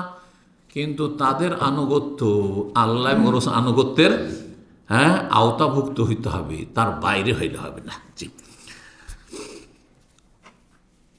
3 নম্বরে আনুগত্যের কথা বললাম। আর একটি বিষয় এখানে বর্ণনা করে দিয়ে যেটি 4 নম্বর, সেটা হচ্ছে তার ইত্তিবা করা। কার? রাসূলুল্লাহ সাল্লাল্লাহু আলাইহি ওয়াসাল্লামের অনুসরণ। অনুসরণ মানে সহজ ভাষায় বলি, অনুসরণ মানে পেছনে পেছনে চলা। পেছনে চলা মানে এগিয়েও যাবেন না, আর অনেক পিছিয়ে থাকবেন না।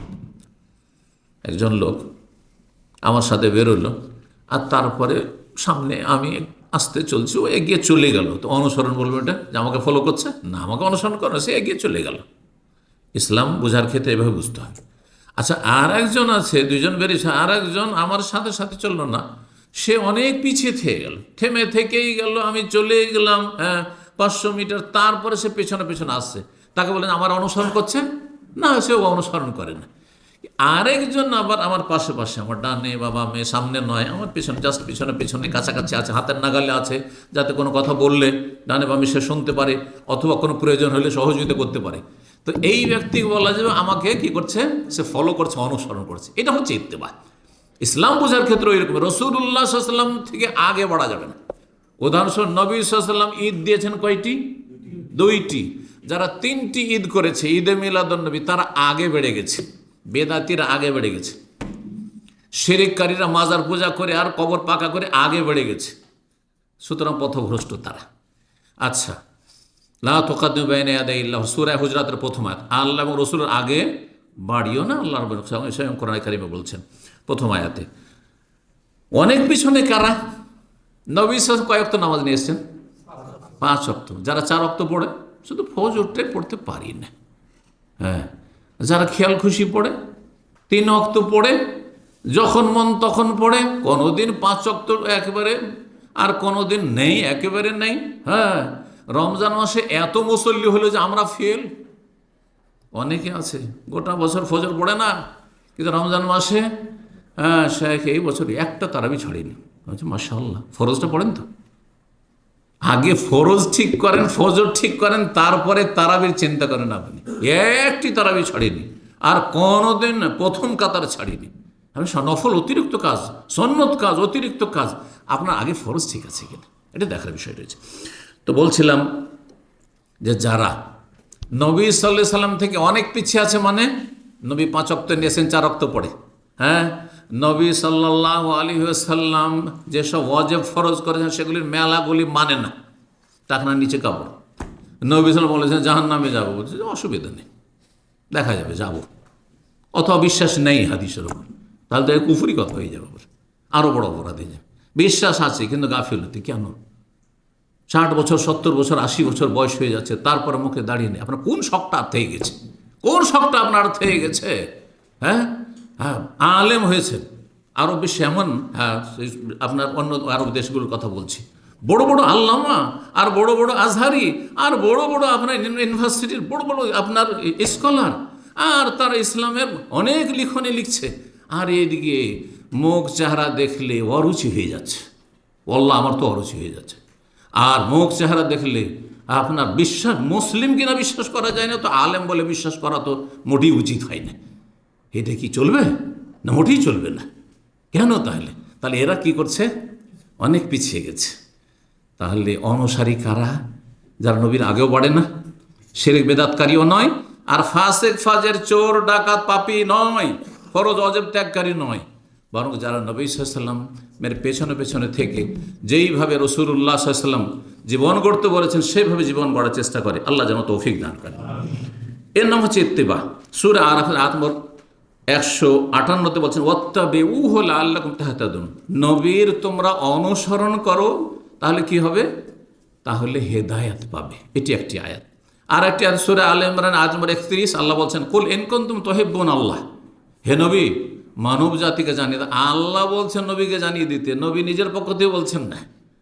জানিয়ে দাও, বলে দাও, ইন কুনতুম তুহিব্বুন আল্লাহ, তোমরা যদি আল্লাহর ভালোবাসার দাবিদার হও, যে আমরা আল্লাহকে ভালোবাসি, তাহলে মৌখিক দাবি যথেষ্ট নয়। দাবি করলে দলিল পেশ করতে হবে। জমি আমার, বিল্ডিং আমার, তাহলে সরকার কি বলবে? হ্যাঁ, কাগজ দেখাও, দলিল দেখাও, ওর নামও দলিল কিন্তু। হ্যাঁ, তো দুনিয়ার জমি জায়গা বাড়ি ঘরের জন্য দলিল দেখাতে হয়, আর দিনের জন্য দলিল দেখাতে হবে না। ফাত্তাবিউনি, দলিল হচ্ছে যে তুমি বলে দাও যে আমি নবী বলছি, আল্লাহ বলতে বলছেন আমার অনুসরণ করো। আমার অনুসরণ করা, আমার পেছনে পেছনে জাস্ট থাকা, এটি হচ্ছে কিসের দলিল? আল্লাহর ভালোবাসার দলিল, প্রমাণ। আর যদি শুধু দাবি করো আল্লাহ রসুলকে খুব ভালোবাসি, আমি ইসলামকে খুব ভালোবাসি, অথচ নবী সাল্লাল্লাহু আলাইহি ওয়াসাল্লামের তরিকায় নয়, আশেকে রসুল, কিন্তু শিরক বেদাতে ডুবে আছে, এগিয়ে চলে গেছে, অত 5 ওয়াক্ত নামাজ নেই, ফরজ অজেব নেই, হারাম নাজায়েজে লিপ্ত, হারাম খাচ্ছে, হারাম ব্যবসা বাণিজ্য করছে, তাহলে নবী সাল্লাল্লাহু আলাইহি ওয়াসাল্লামের ভালোবাসার দলিল বা আল্লাহর ভালোবাসার দলিল তাদের কাছে নেই। ইউহিব্বুকুমুল্লাহ, যদি দলিল পেশ করে দিতে পারো, কাজ করলে একটি, আর আল্লাহ পারিতোষিক বদলা দেবেন 2টি। কি? আল্লাহ ভালোবাসা দেবেন, হ্যাঁ, আল্লাহর ভালোবাসার দলিল পেশ করে দিলে প্রমাণ, সুতরাং আল্লাহ তোমাদেরকে ভালোবাসবেন, আর ওয়াগফির লাকুম যুনুবাকুম, তোমাদের গুনাহগুলিকে আল্লাহ মাফ করে দেবেন। সুবহানাল্লাহ, আল্লাহর কাছে কম নেই। পেশ করবেন একটি, কি? আল্লাহর ভালোবাসার প্রমাণ, একটি কাজ দিবেন আল্লাহ দ্বিগুণ। আল্লাহ রাব্বুল আলামিন যেন আমাদেরকে এই পথের প্রতি ঘর তৌফিক দান করেন। সহিহ বুখারীর 6737 নম্বর হাদিস রাসূলুল্লাহ বলছেন, একবার বললেন কুল্লু উম্মতি ইয়াদখুলুনাল জান্নাহ ইল্লা মান আবা, আমার উম্মতের সবাই জান্নাতে যাবে। এতটুকু বলে যদি ছেড়ে দিত, ওই রকমই হবে যে আইয়ুহাল্লাযীনা আমানু লা তাকরাবুস সালাহ, হে ঈমানদারগণ নামাজের কাছেও যেও না। ঠিক না? এখানে থামা যাবে? ওয়া আনতুম সুকারা, নেশাগ্রস্ত অবস্থায়, মাতাল অবস্থায় নামাজ পড়ে লাভটা কি? তোমার মাতাল, তোমার তো হুঁশও নেই। হ্যাঁ, তো আনতুম সুকারা গিয়ে থামতে হবে। ঠিক তেমনি রাসূলের হাদিস কুল্লু উম্মতি ইয়াদখুলুনাল জান্নাহ, আমার উম্মতের প্রত্যেকে জান্নাতে যাবে, ইল্লা মান আবা, সাথে সাথে পড়তে হবে, তবে যে অস্বীকার করবে আমি জান্নাতে যেতে চাই না। সাহাবীরা অবাক হইলেন, কিলাম ওমান ইয়াবা ইয়া রাসূলুল্লাহ, এমন কি হতভাগা আছে যে জান্নাতে যেতে অস্বীকার করবে? অস্বীকারী না, যাব না, এমন কোনো বোকা লোক আছে যে জান্নাতে যাব না? রাসূলুল্লাহ বললেন, হ্যাঁ দুনিয়াতে আছে, আখেরাতে হাসরের মাঠে থাকবে না, সবাই জান্নাতে যেত, কাফেরও জান্নাতে যেতে চাইবে, কিন্তু দুনিয়াতে বহু লোক আছে জান্নাতে যেতে চায় না। তুমি তোমার কাজ করো, যাও, খবরদার আমাকে নামাজের কথা বলবে না। হ্যাঁ, যাও যাও যাও যাও, তুমি ওয়াহাবি, তুমি যাও, হ্যাঁ, আমাকে শিখাইতে আসবে না। শিরক বেদাত করছে, গায়রুল্লাহকে সেজদা করছে, মাজারে সেজদা করছে, সেখানে বলে দেখেন আমরা জীবন নিয়ে আসা মুশকিল হয়ে যাবে সেখান থেকে। চিন্তা করেন, তাহলে এরা জাহান্নামে যেতে চায়, এরা অস্বীকার করে, জান্নাতে যেতে চায় না, জান্নাতে যেতে অস্বীকার করছে, এরা মানে আবার এরা হচ্ছে অস্বীকারী। রাসূলুল্লাহ বলেন মান আতানি দাখালা জান্নাহ, যারা আমাকে মানলো তারা জান্নাতে যাবে। ওমান আসানি, আর যারা আমার নাফরমানি করলো, বিরুদ্ধাচরণ করলো, তারা জান্নাতে যেতে অস্বীকার করলো। এটা কর্মক্ষেত্রে দুনিয়ায়। জি, তাহলে আনুগত্য এবং অনুসরণের কথা হলো। আর একটি ভাষা যেহেতু কোরআনে কারিমে এসেছে, সেটা হচ্ছে ইক্তেদা করা। ইক্তেদা শব্দটি আমরা নামাজের মুক্তাদির ক্ষেত্রে ব্যবহার করি। যেমন নামাজের পেছনে যদি ইমামের পেছনে দাঁড়ান জামাতে, তাহলে আপনার নামই হচ্ছে মুক্তাদি। মুক্তাদি ভাষাটা এমন হয়েছে আরবি শব্দ যে বাংলা হয়ে গেছে, ঠিক না? বাংলা হয়ে যায়নি? কোনো মুসলিমের বুঝতে অসুবিধা আছে যে মুক্তাদি কাকে বলে? পেছনে নামাজ পড়লে আপনি মুক্তাদি, আর সামনে নামাজ পড়লে আপনি ইমাম, ঠিক না? আরবিটা বাংলা হয়ে গেছে, কিন্তু মুক্তাদি মানে অনুকরণকারী, যে অনুকরণ করে কাকে। আপনি ইমামের অনুকরণ করছেন, পেছনে পেছনে বাহ্যিক আমলগুলোতে চলছেন, তাহলে ইক্তেদা মানে বাহ্যিক আমলে কি করা? অনুকরণ। নবী সাল্লাল্লাহু আলাইহি সাল্লামের সার্বিক জীবনে ইক্তেদাও করবেন, ইত্তেবাও করবেন, আর আনুগত্যও করবেন, এই তিনটি বিষয়। এই জন্য 18 জন রসুলের কথা সূরা আনআমে আল্লাহ রাব্বুল আলামিন বর্ণনা করেছেন। 18 জন রসুলের কথা একসাথে, 18 জন নবীর কথা সেখানে বর্ণনা করা হয়েছে। কোরআনে টোটাল 25 জন নবীর কথা রয়েছে, অন্য জায়গায় আর বাকি নবীগুলির কথা রয়েছে, কিন্তু এখানে 18 জন নবীর কথা একসাথে আল্লাহ বর্ণনার ধারাবাহিক। আর তারপরে উলাইকাল্লাযীনা হাদাল্লাহ, এরা এমন ভালো মানুষ, আদর্শ মানব, যে আল্লাহ তাদেরকে হেদায়াত দিয়েছেন, সঠিক রাস্তা দেখেছেন, জান্নাতের পথিক বানিয়েছেন। সুতরাং ফাবে হুদাহু মুক্তাদেহ, তাদের হেদায়াতের ইক্তেদা করো। এই যে ইক্তাদেহ শব্দটি রয়েছে, ইক্তেদা, তাদের হেদায়াতের মানে তাদের আদর্শের কি করো? অনুকরণ করো। তাদের অন্যতম হচ্ছেন মুহাম্মদ রাসূলুল্লাহ সাল্লাল্লাহু আলাইহি ওয়াসাল্লাম। তাদের মধ্যে ইব্রাহিম রয়েছেন, নূহ রয়েছেন, মুসা, ঈসা, আইয়ুব, ইউসুফ, ইউনুস, হারুন, সুলাইমান, দাউদ, সবাই রয়েছেন 18 জন নবীর মধ্যে। তাদের আল্লাহ অনুসরণ করতে বলেছেন, কারণ তাদের জন্য আল্লাহ হেদায়েতকে নিশ্চিত করেছেন, যে তারা নিশ্চিত হেদায়েত প্রাপ্ত, এই সার্টিফিকেট আল্লাহ দিয়েছেন। সুতরাং যাদেরকে সার্টিফিকেট আল্লাহ স্বয়ং দিয়েছেন হেদায়েতে, তাদের পথের পথিক হও, তাদের ইক্তেদা করো।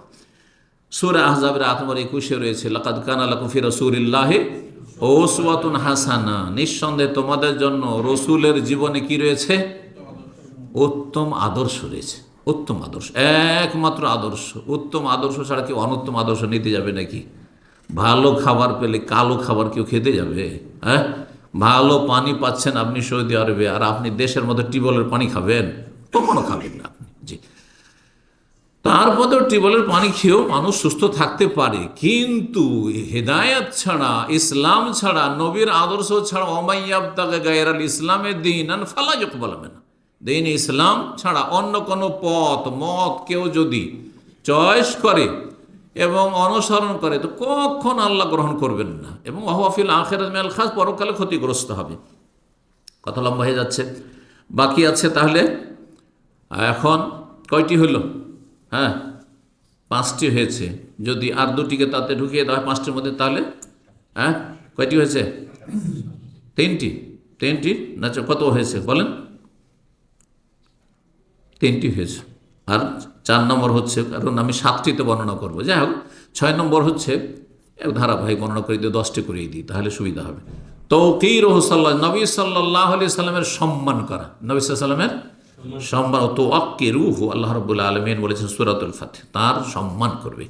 আল্লাহ যে সম্মান দিয়েছেন, সম্মান করা ফরজ, এবং সেই সম্মানে কোনো রকমের ঘাটতি কেউ যদি করে, মানহানি করে, ত্রুটি করে, হ্যাঁ, সেটা অন্তর থেকে হোক অথবা আচার আচরণে হোক, কথায় হোক, চালচলনে হোক, তাহলে সেটি কুফরি। যেমন কাউকে যদি বলা হয় যে এটি নবী সাল্লাল্লাহু আলাইহি ওয়াসাল্লামের সুন্নত, যাও তোমার সুন্নতকে বাদ দাও, বলছে না বেদাতিরা, কুফরি কথা, এটা মানহানি করা হলো না? এখন যদি আপনার আব্বাই কথা বলেছেন, বাদ দাও আমার বাপের কথা, কত বড় বেয়াদব সে! কোথায় বাপ, কোথায় রাসূলুল্লাহ? তাহলে বাপের সাথেই যদি এই আচরণটা এত বড় বেয়াদবি হয় এবং মানহানি হয়, আপনি বড়ই মানহানি করলেন। আপনার বাপের রেফারেন্স দিয়ে বলছেন, আপনার আব্বার পক্ষ থেকে নিয়ে এসে দিচ্ছেন, বাদ দাও, আউযু বিল্লাহ। তাহলে নবী সাল্লাল্লাহু আলাইহি ওয়াসাল্লাম হাদিস পড়েছেন, তোমার হাদিস তোমার কাছে রাখো, এটা অহরহ বিদাতিরা বলে যাচ্ছে। হ্যাঁ, এগুলো হচ্ছে ওয়াহাবিদের হাদিস, নাউযু বিল্লাহ, এইসব কথাবার্তা তাদের। জি, এগুলিতে ঈমান হারিয়ে যাবে, এগুলিতে মানুষ মুরতাদ হয়ে যাবে। সতর্ক সাবধান হতে, ভাষাকে সংযত করতে হলে যেন তৌফিক দান করেন। এইরকমই যারা পালন করেন না, ফরজকে সুন্নাত বানিয়ে দেওয়া, হ্যাঁ, আর হারামকে মকরু বানিয়ে দেওয়া, হালাল হিল্লা বিয়ে লানত করছেন রাসূলুল্লাহ সাল্লাল্লাহু আলাইহি ওয়াসাল্লাম। এই ঠিকার বিয়ে, ভাড়াইটা পাঠা, হ্যাঁ 3 তালাক হয়ে গেছে, এখন বিবি হালাল করতে হবে, 1 রাত 2 রাতের জন্য কাউকে দিয়ে দিতে হবে, বিয়ে দিয়ে দিতে হবে, তারপরে তার সাথে কন্ট্যাক্ট করে নিতে হবে। লানত করছেন, আর সেটাকে বেহেশতি জোয়ারে দিল মকরুহ। মকরুহ কাজে লানত হবে। সাগিরা গুনাহতে লানত হয়। লানত মানে কি? রহমত থেকে বঞ্চিত। তো নিঃসন্দেহে কাবিরা গুনাহ, নিঃসন্দেহে সেটি জেনা ব্যভিচার। আল্লাহ যেন বোঝার তৌফিক দান করে। এরকম বহু উদাহরণ রয়েছে, সময়ের স্বল্পতার জন্য সেদিকে যাচ্ছি না। রাসূলুল্লাহ সাল্লাল্লাহু আলাইহি ওয়াসাল্লামের সম্মান করার একটি দিক হচ্ছে রাসূলুল্লাহ সাল্লাল্লাহু আলাইহি ওয়াসাল্লামের সামনে উচ্চস্বরে কথা বলা যাবে না। এটা নবী সাল্লাল্লাহু আলাইহি ওয়াসাল্লামের জীবদ্দশায়। এখন কি করে? হ্যাঁ, এখন বিভিন্ন দিক থেকে। 1 নম্বর হচ্ছে যে আপনি মসজিদে নববীতে গিয়েছেন আর আপনি গল্প করছেন, হা হা করে হাসছেন আর গল্প করছেন, না বেয়াদবি এটি। নবী সাল্লাল্লাহু আলাইহি সাল্লামের কবরের কাছে আপনি সালাম দিতে যাচ্ছেন, আর সেখানে গিয়ে আপনি উচ্চস্বরে, হ্যাঁ ইয়া রাসূলুল্লাহ আসসালাতু ওয়াসসালামু ইয়া রাসূলুল্লাহ। আচ্ছা বলুন তো দেখি, আমাকে যদি কেউ সালাম দেয় আর যদি পেছন দেয় সালাম আলাইকুম শেখ, আদব হলো না বেয়াদব হইল? চিন্তা করুন তো আপনি। এটা তো বুঝাইতে চাইছি আমি, অথচ আমি আপনাদের মধ্যে একজন মানুষ। এটাই যদি বেয়াদব, পেছন থেকে ডাকবেন না, এই বেয়াদবি লাগছে, তাই না? আচ্ছা সামনে থেকে যদি হয় সালাম আলাইকুম শেখ কেমন আছেন, এরকম কথা বলবেন, তাহলে আপনি কবরের কাছে গিয়ে ইয়া রাসূলুল্লাহ আসসালামু আলাইকা, ইয়া রাসূলুল্লাহ আসসালামু ইয়া হাবিবাল্লাহ আসসালামু আলাইকা ইয়া খায়রা খালকিল্লাহ। কোথায় পেলেন এগুলো? কোথায় পেলেন এগুলো? বেয়াদবি এগুলো। লা তারফাউ আসওয়াতাকুম ফাওকা সাওতিন নবী ইন্নাল্লাযীনা ইয়াগুদ্দুনা আসওয়াতাহুম ইনদা রাসূলিল্লাহ। রাসূলুল্লাহ সামনে আওয়াজকে কি করতে হবে? নিচু করতে হবে, আস্তে কথা বলতে হবে। আরেকটি দিক, গুরুত্বপূর্ণ দিক, সেটা হচ্ছে নবীর তরিকার সামনে যখন আপনাকে কোরআনের কথা বলা হচ্ছে, দলিল সহ বলা হচ্ছে, যখন আপনাকে রাসূলুল্লাহ সাল্লাল্লাহু আলাইহি ওয়াসাল্লাম একটা হাদিসের কথা বলা হচ্ছে, যখন বলা হচ্ছে যে এই যে দেখেন হাদিস সহিহ বুখারীতে রয়েছে, হ্যাঁ যে সূরা ফাতিহা ছাড়া সালাত হয় না, যখন আপনাকে বলা হচ্ছে হাদিসের কথা যে রফুল ইয়াদাইন আব্দুল্লাহ বিন উমর বর্ণনা করেছেন, 3 জায়গায় রয়েছে, যখন বলা হচ্ছে যে আমিন জোরে বলার এই হাদিস, তখন আপনি সেখানে আপনি যদি সেটা না মানেন, অবজ্ঞা করেন, বা আপনি ভ্রুক্ষেপ করে পরোয়া করলেন না, রাখো ওইটা অন্য মযহাবে আছে। ওটা কোন মযহাবে আছে? অন্য মযহাবে, আমাদের মযহাবে নেই। তাহলে এটা আপনি কি করলেন? হ্যাঁ, আওয়াজ, নিজের আওয়াজকে নবীর আওয়াজের ওপর উঁচা করলেন। জি, নবীর আদর্শ, আপনার আদর্শকে উঁচা করার চেষ্টা করলেন আপনি। আল্লাহ যেন হেদায়েত দান করেন।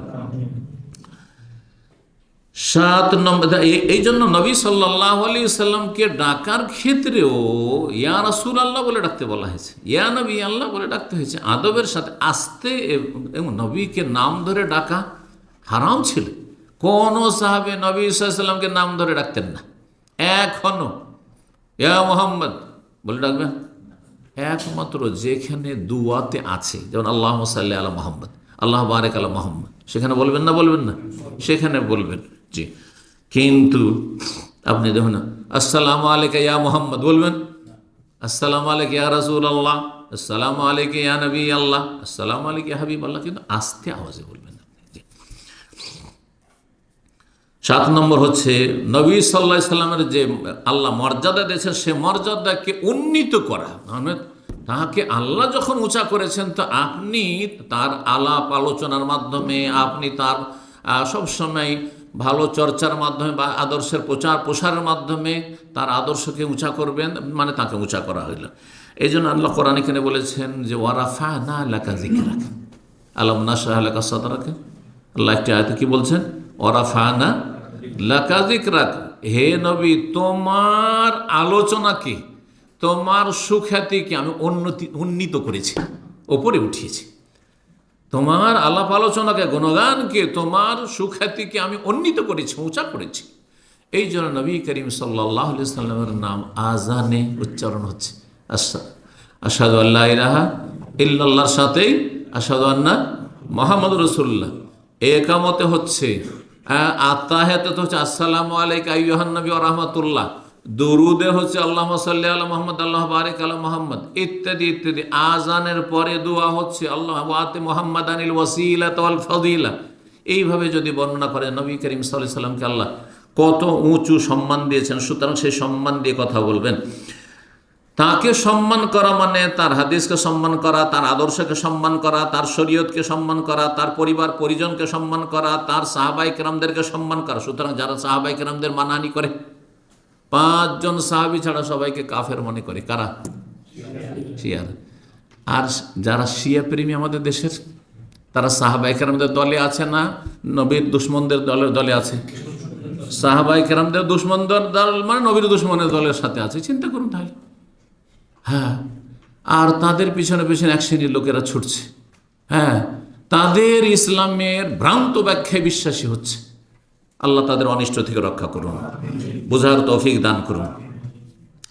রাসূলুল্লাহ সাল্লাল্লাহু আলাইহি ওয়াসাল্লামের সাথে যে কোনো বিষয় সংশ্লিষ্ট, সেই বিষয়ে আপনার অন্তরে যেন সম্মান মর্যাদা থাকে। যার শ্রদ্ধা থাকে অন্তরে, তার সেই অনুভূতিটা আপনি বুঝেন যে আপনি কতটা তাকে শ্রদ্ধা করেন, কতটা তার মর্যাদা দিয়ে থাকেন। জি। তারপরে 8 নম্বর রাসূলুল্লাহ সাল্লাল্লাহু আলাইহি ওয়াসাল্লাম হক হচ্ছে যে রাসূলুল্লাহ সাল্লাল্লাহু আলাইহি ওয়াসাল্লামের হিতাকাঙ্ক্ষী হবেন। হিতাকাঙ্ক্ষী হওয়ার কথা কোরআনে কারিমে রয়েছে। সূরা তাওবার আয়াত নম্বর 91-তে আল্লাহ ইরশাদ করেছে, ওয়ালা আলাল্লাযিনা লা ইয়াজিদুনা মা ইউনফিকুনা হারাজুন ইযা নাসাহু লিল্লাহি ওয়া রাসূলিহি। যদি কেউ অভাবী হয়, তবুকের যুদ্ধের কথা সূরা তাওবাতে রয়েছে। তবুকের যুদ্ধে অভাবের সময় ছিল, আর গোটা বছর শেষ হয়েছে, খেজুরের মৌসুম, খেজুর পেকে আসছে, সবারই হাত টানাটানি, আর্থিক সংকট। সেই সময় অনেকেই পয়সা খরচ করতে চায়, কিন্তু কিছুই নেই, বাড়িতে কিছুই নেই দেওয়ার মতো। আর এই জেহাদে প্রয়োজন টাকা পয়সার। আল্লাহ বলছেন যে যাদের আর্থিক সংকট রয়েছে, তাদের ওপর কোনো অভিযোগ নেই, তাদের বিরুদ্ধে তাদের কোনো আপত্তি নেই তাদের ওপর, কিন্তু একটি শর্ত অবশ্যই, আপনি পয়সা দিয়ে খেদমত করতে পারছেন না, আপনি পয়সা দিয়ে সহযোগিতা সাহায্য করতে পারছেন, কিন্তু এজা নাসাহু লিল্লাহি ওয়া রাসূলিহি, যেন তারা হিতাকাঙ্ক্ষী হয়। শর্ত হচ্ছে হিতাকাঙ্ক্ষী হয় কার? আল্লাহর এবং তার রসুলের। তাহলে আল্লাহ এবং রসুলের হিতাকাঙ্ক্ষী হইতে হবে। আর এই মর্মে সহিহ মুসলিমের প্রসিদ্ধ একটি হাদিস রয়েছে। সহিহ মুসলিমে হাদিস নম্বর হচ্ছে 82, আর দিনুন নাসিহা। দিন ইসলাম নাম হচ্ছে কিসের নাম?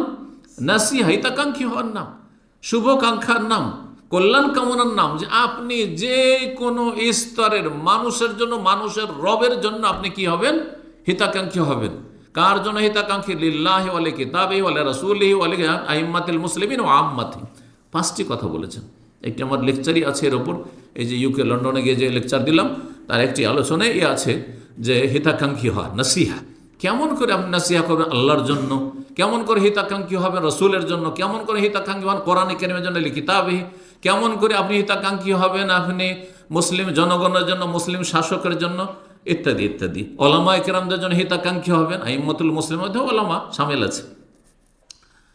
তো আল্লাহ রাব্বুল আলামিন এই হিতাকাঙ্ক্ষী হওয়া ফরজ করেছেন। আর এর নাম হচ্ছে দিন, এর নাম হচ্ছে দিন, যে আপনি হিতাকাঙ্ক্ষী হবে আল্লাহর এবং আল্লাহর নেক বান্দাদের। আর সবচেয়ে নেক বান্দা আম্বিয়া, রসুলগণ, আর শেষ নবী মুহাম্মদ সাল্লাল্লাহু আলাইহি সাল্লাম।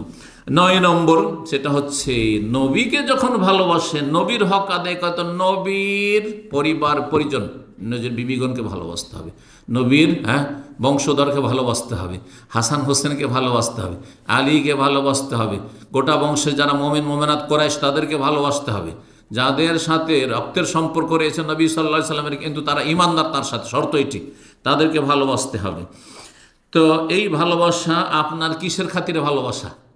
দিনের খাতিরে ভালোবাসা, আল্লাহর জন্য ভালোবাসা, রসুলের জন্য ভালোবাসা, দিন ইসলামের জন্য ভালোবাসা। এই ভালোবাসা ফরজ। সহিহ বুখারীতে হাদিস রয়েছে, আমরা কয়েক সপ্তাহ আগে এই 2টি হাদিস পরপর আলোচনা করেছি 2 জায়গায়, 3436, 3468, কাছাকাছি সময় হাদিসটি এসছে। আবু বকর সিদ্দিক রাদিয়াল্লাহু তাআলা খেলাফত আমলে সাহাবায়ে কেরামদেরকে উপদেশ দিয়ে বলছেন, উরকুবু মুহাম্মাদান ফি আহলি বাইতিহি, তোমরা মুহাম্মদ সাল্লাল্লাহু আলাইহি ওয়াসাল্লামের খাতিরে তার আহলে বাইত, পরিবার পরিজনের দিকে লক্ষ্য রাখি। কার খাতিরে লক্ষ্য রাখবেন? রাসূলুল্লাহ সাল্লাল্লাহু আলাইহি সাল্লামের খাতিরে। 10 নম্বর সর্বশেষ রসুলের হক, সেটি হচ্ছে বেশি বেশি নবীর প্রতি সালাত, দুরুদ পেশ করা এবং সালাম পেশ করা। আর বিশেষভাবে যেই সময়গুলিতে সালাত ও সালাম পেশ করার বেশি ফজিলত রয়েছে, তার মধ্যে একটি হচ্ছে এই যে জুমার রাত শুরু হয়েছে সূর্য অস্তমিত হওয়া থেকে শুরু করে জুমার দিন সন্ধ্যা পর্যন্ত, রাসূল বলেছেন যে জুমার দিনের এই বৈশিষ্ট্যের বিভিন্ন বৈশিষ্ট্য, ফাকসিরু আলাইয়া মিনাস সালাতে ফি, এই জুমার দিনে বেশি বেশি আমার ওপর তোমরা সালাত পেশ করবে। হ্যাঁ, ফাইন্না সালাতুকুম আলাইয়া মার, তোমাদের সালাত আমার সামনে পেশ করা হয়। কিভাবে পেশ করা হয় পারলৌকিক জীবনে আল্লাহ ভালো জানেন, কিন্তু হাদিসে বলা হয়েছে সেটি।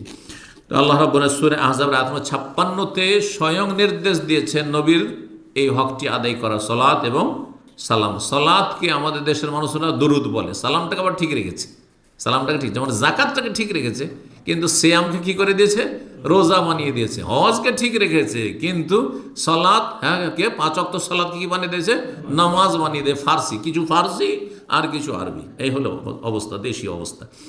ইন্নাল্লাহা ওয়া মালাইকাতুহু ইউসাল্লুনা আলান নবী ইয়া আইয়ুহাল্লাযীনা আমানু সাল্লু আলাইহি ওয়া সাল্লিমু তাসলিমা, নিশ্চয় আল্লাহ রহমত বর্ষণ করেন। ওয়া মালাইকাতুহু, ফেরেশতাগণ সমস্ত রহমতের দোয়া করেন। দেখেন আলাদা হয়ে গেল, সালাত আল্লাহর পথে সালাত মানে রহমত বর্ষণ করা, আর ফেরেশতাদের পথে সালাত মানে রহমতের দোয়া করা, হ্যাঁ, নবীর জন্য।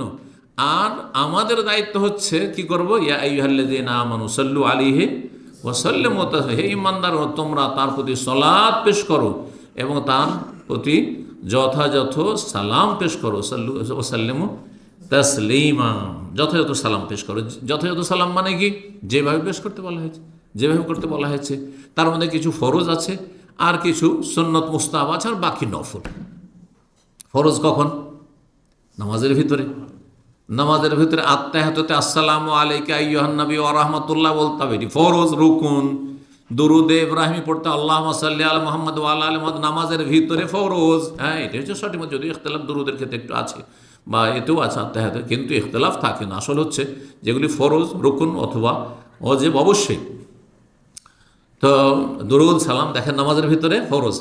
আর সুন্নত হচ্ছে যেমন জুমার দিনে দোয়ার সময়, দোয়ার আগে পরে, আর তারপরে বিভিন্ন সময় যে হাদিসগুলি তো রয়েছে যে এই সময়গুলিতে দুরুদ পড়া, তারপরে আজানের পরে ইত্যাদি ইত্যাদি, এইগুলিতে নবীর নাম যখন আসবে, হ্যাঁ, তখন ছোট্ট করে হইল সাল্লাল্লাহু আলাইহি ওয়াসাল্লাম, এইভাবে পড়া।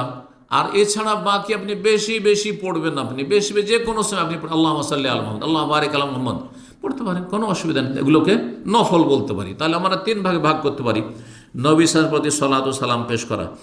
মুসনাদ আহমদ আর তিরমিজিতে একটি হাদিস রয়েছে এবং হাদিসটি সহিহ। রাসূল বলছেন, রাগিমা আনফু রাজুলিন, ওই ব্যক্তির নাক মাটিতে মিশে যাক, মান যুকিরতু ইনদাহু, যার সামনে আমার নাম আসলো, আলোচনা আসলো, সে নিজে উচ্চারণ করলো অথবা শুনলো কারো মুখ থেকে, ফালাম ইউসাল্লি আলাইহি, কিন্তু আমার প্রতি দরুদ সালাত পেশ করলো না। নবীর নাম আসলো, নবীজি বলেছেন, হুজুরে পাক বলেছেন, রসুল বলেছেন। আজকাল আমাদের কিছু সহি আকীদার দাবিদার বক্তা, এত বকিলের বকিল, আরে পয়সাতে কৃপণতা তো আছে, দুরুদ পাঠ করা তো কৃপণতা আছে। আশ্চর্য লাগে, আপনি সহি আকীদা মানহাজের লোক, আপনাকে কোন কষ্টটা লেগে যাচ্ছে, আর কোন আলোচনা লম্বা হয়ে যাবে সাল্লাল্লাহু আলাইহি ওয়াসাল্লাম, 2-3 সেকেন্ডের মধ্যে শেষ হয়ে গেল সাল্লাল্লাহু আলাইহি ওয়াসাল্লাম। রসুল না বললে শুধু রসুলের সাথে কি বললেন, সাল্লাল্লাহু আলাইহি ওয়াসাল্লাম। ঘড়ি দেখেন কয় সেকেন্ড হচ্ছে আপনার, হ্যাঁ, এই 2-4-5 সেকেন্ডে আপনি একবার দরুদ পাঠ করলেন, 10 গুণ 10 বার আল্লাহর রহমত বর্ষণ হচ্ছে। কত লাভবান আপনি চিন্তা করুন তো দেখি। আর না হলে আপনার নাক মাটিতে মিশে যাক। জি, বিশেষ করে ফরজের ক্ষেত্রে, ওয়াজিবের ক্ষেত্রে অথবা সুন্নাতের ক্ষেত্রে, বা নবীর নাম আসলে এখানে ফরজ ওয়াজিব নাই, হ্যাঁ সুন্নাত, কিন্তু তারপর এই সুন্নাত না করলে আপনার নাক মাটিতে মিশে যাক। নাক মাটিতে মিশা মানে কি, আপনি হতভাগা, আপনি ক্ষতিগ্রস্ত, ক্ষতিগ্রস্ত। এত নেকি থেকে, এত আল্লাহর রহমত থেকে আপনি নিজেকে বঞ্চিত করলেন, আপনি এই কৃপণতা করে। তারপরে সহিহ মুসলিমের 616 নম্বর হাদিস, এটি দিয়ে শেষ করছি। রাসূলুল্লাহ সাল্লাল্লাহু আলাইহি ওয়াসাল্লাম বলেছেন, মান সাল্লা আলাইয়া ওয়াহিদা, যেই ব্যক্তি আমার উপর একবার সালাত পেশ করবে, আল্লাহুম্মা সাল্লি আলা মুহাম্মদ, আল্লাহু বারিক আলা মুহাম্মদ, বা আল্লাহুম্মা সাল্লি ওয়া সাল্লিম আলা নবিয়িনা মুহাম্মদ, আল্লাহুম্মা সাল্লি আলা মুহাম্মদ, আল্লাহু বারিক আলা মুহাম্মদ, যেই ভাষা দিয়ে হোক না কেন, যদি এতটুকু পড়ে নেই সাল্লাল্লাহু আলাইহি বেহা আশারা, তার বিনিময়ে আল্লাহ 10 গুণ 10 বার রহমত বর্ষণ করবেন। আল্লাহ রাব্বুল আলামিন যেন রাসূলুল্লাহ সাল্লাল্লাহু আলাইহি ওয়াসাল্লাম হকগুলি আদায় করার তৌফিক দান করেন, জেনে আমল করার তৌফিক দান করেন। ভুল ত্রুটি আল্লাহ মাফ করেন। যেসব ঘাটতি ত্রুটি আমাদের জীবনে রয়েছে আল্লাহ যেন সেগুলি থেকে মুক্তি লাভের তৌফিক দান করেন। ওয়া সাল্লাল্লাহু ওয়া সাল্লাম আলা নবিয়িনা মুহাম্মদ ওয়া আলা আলিহি ওয়া সাহবিহি আজমাইন।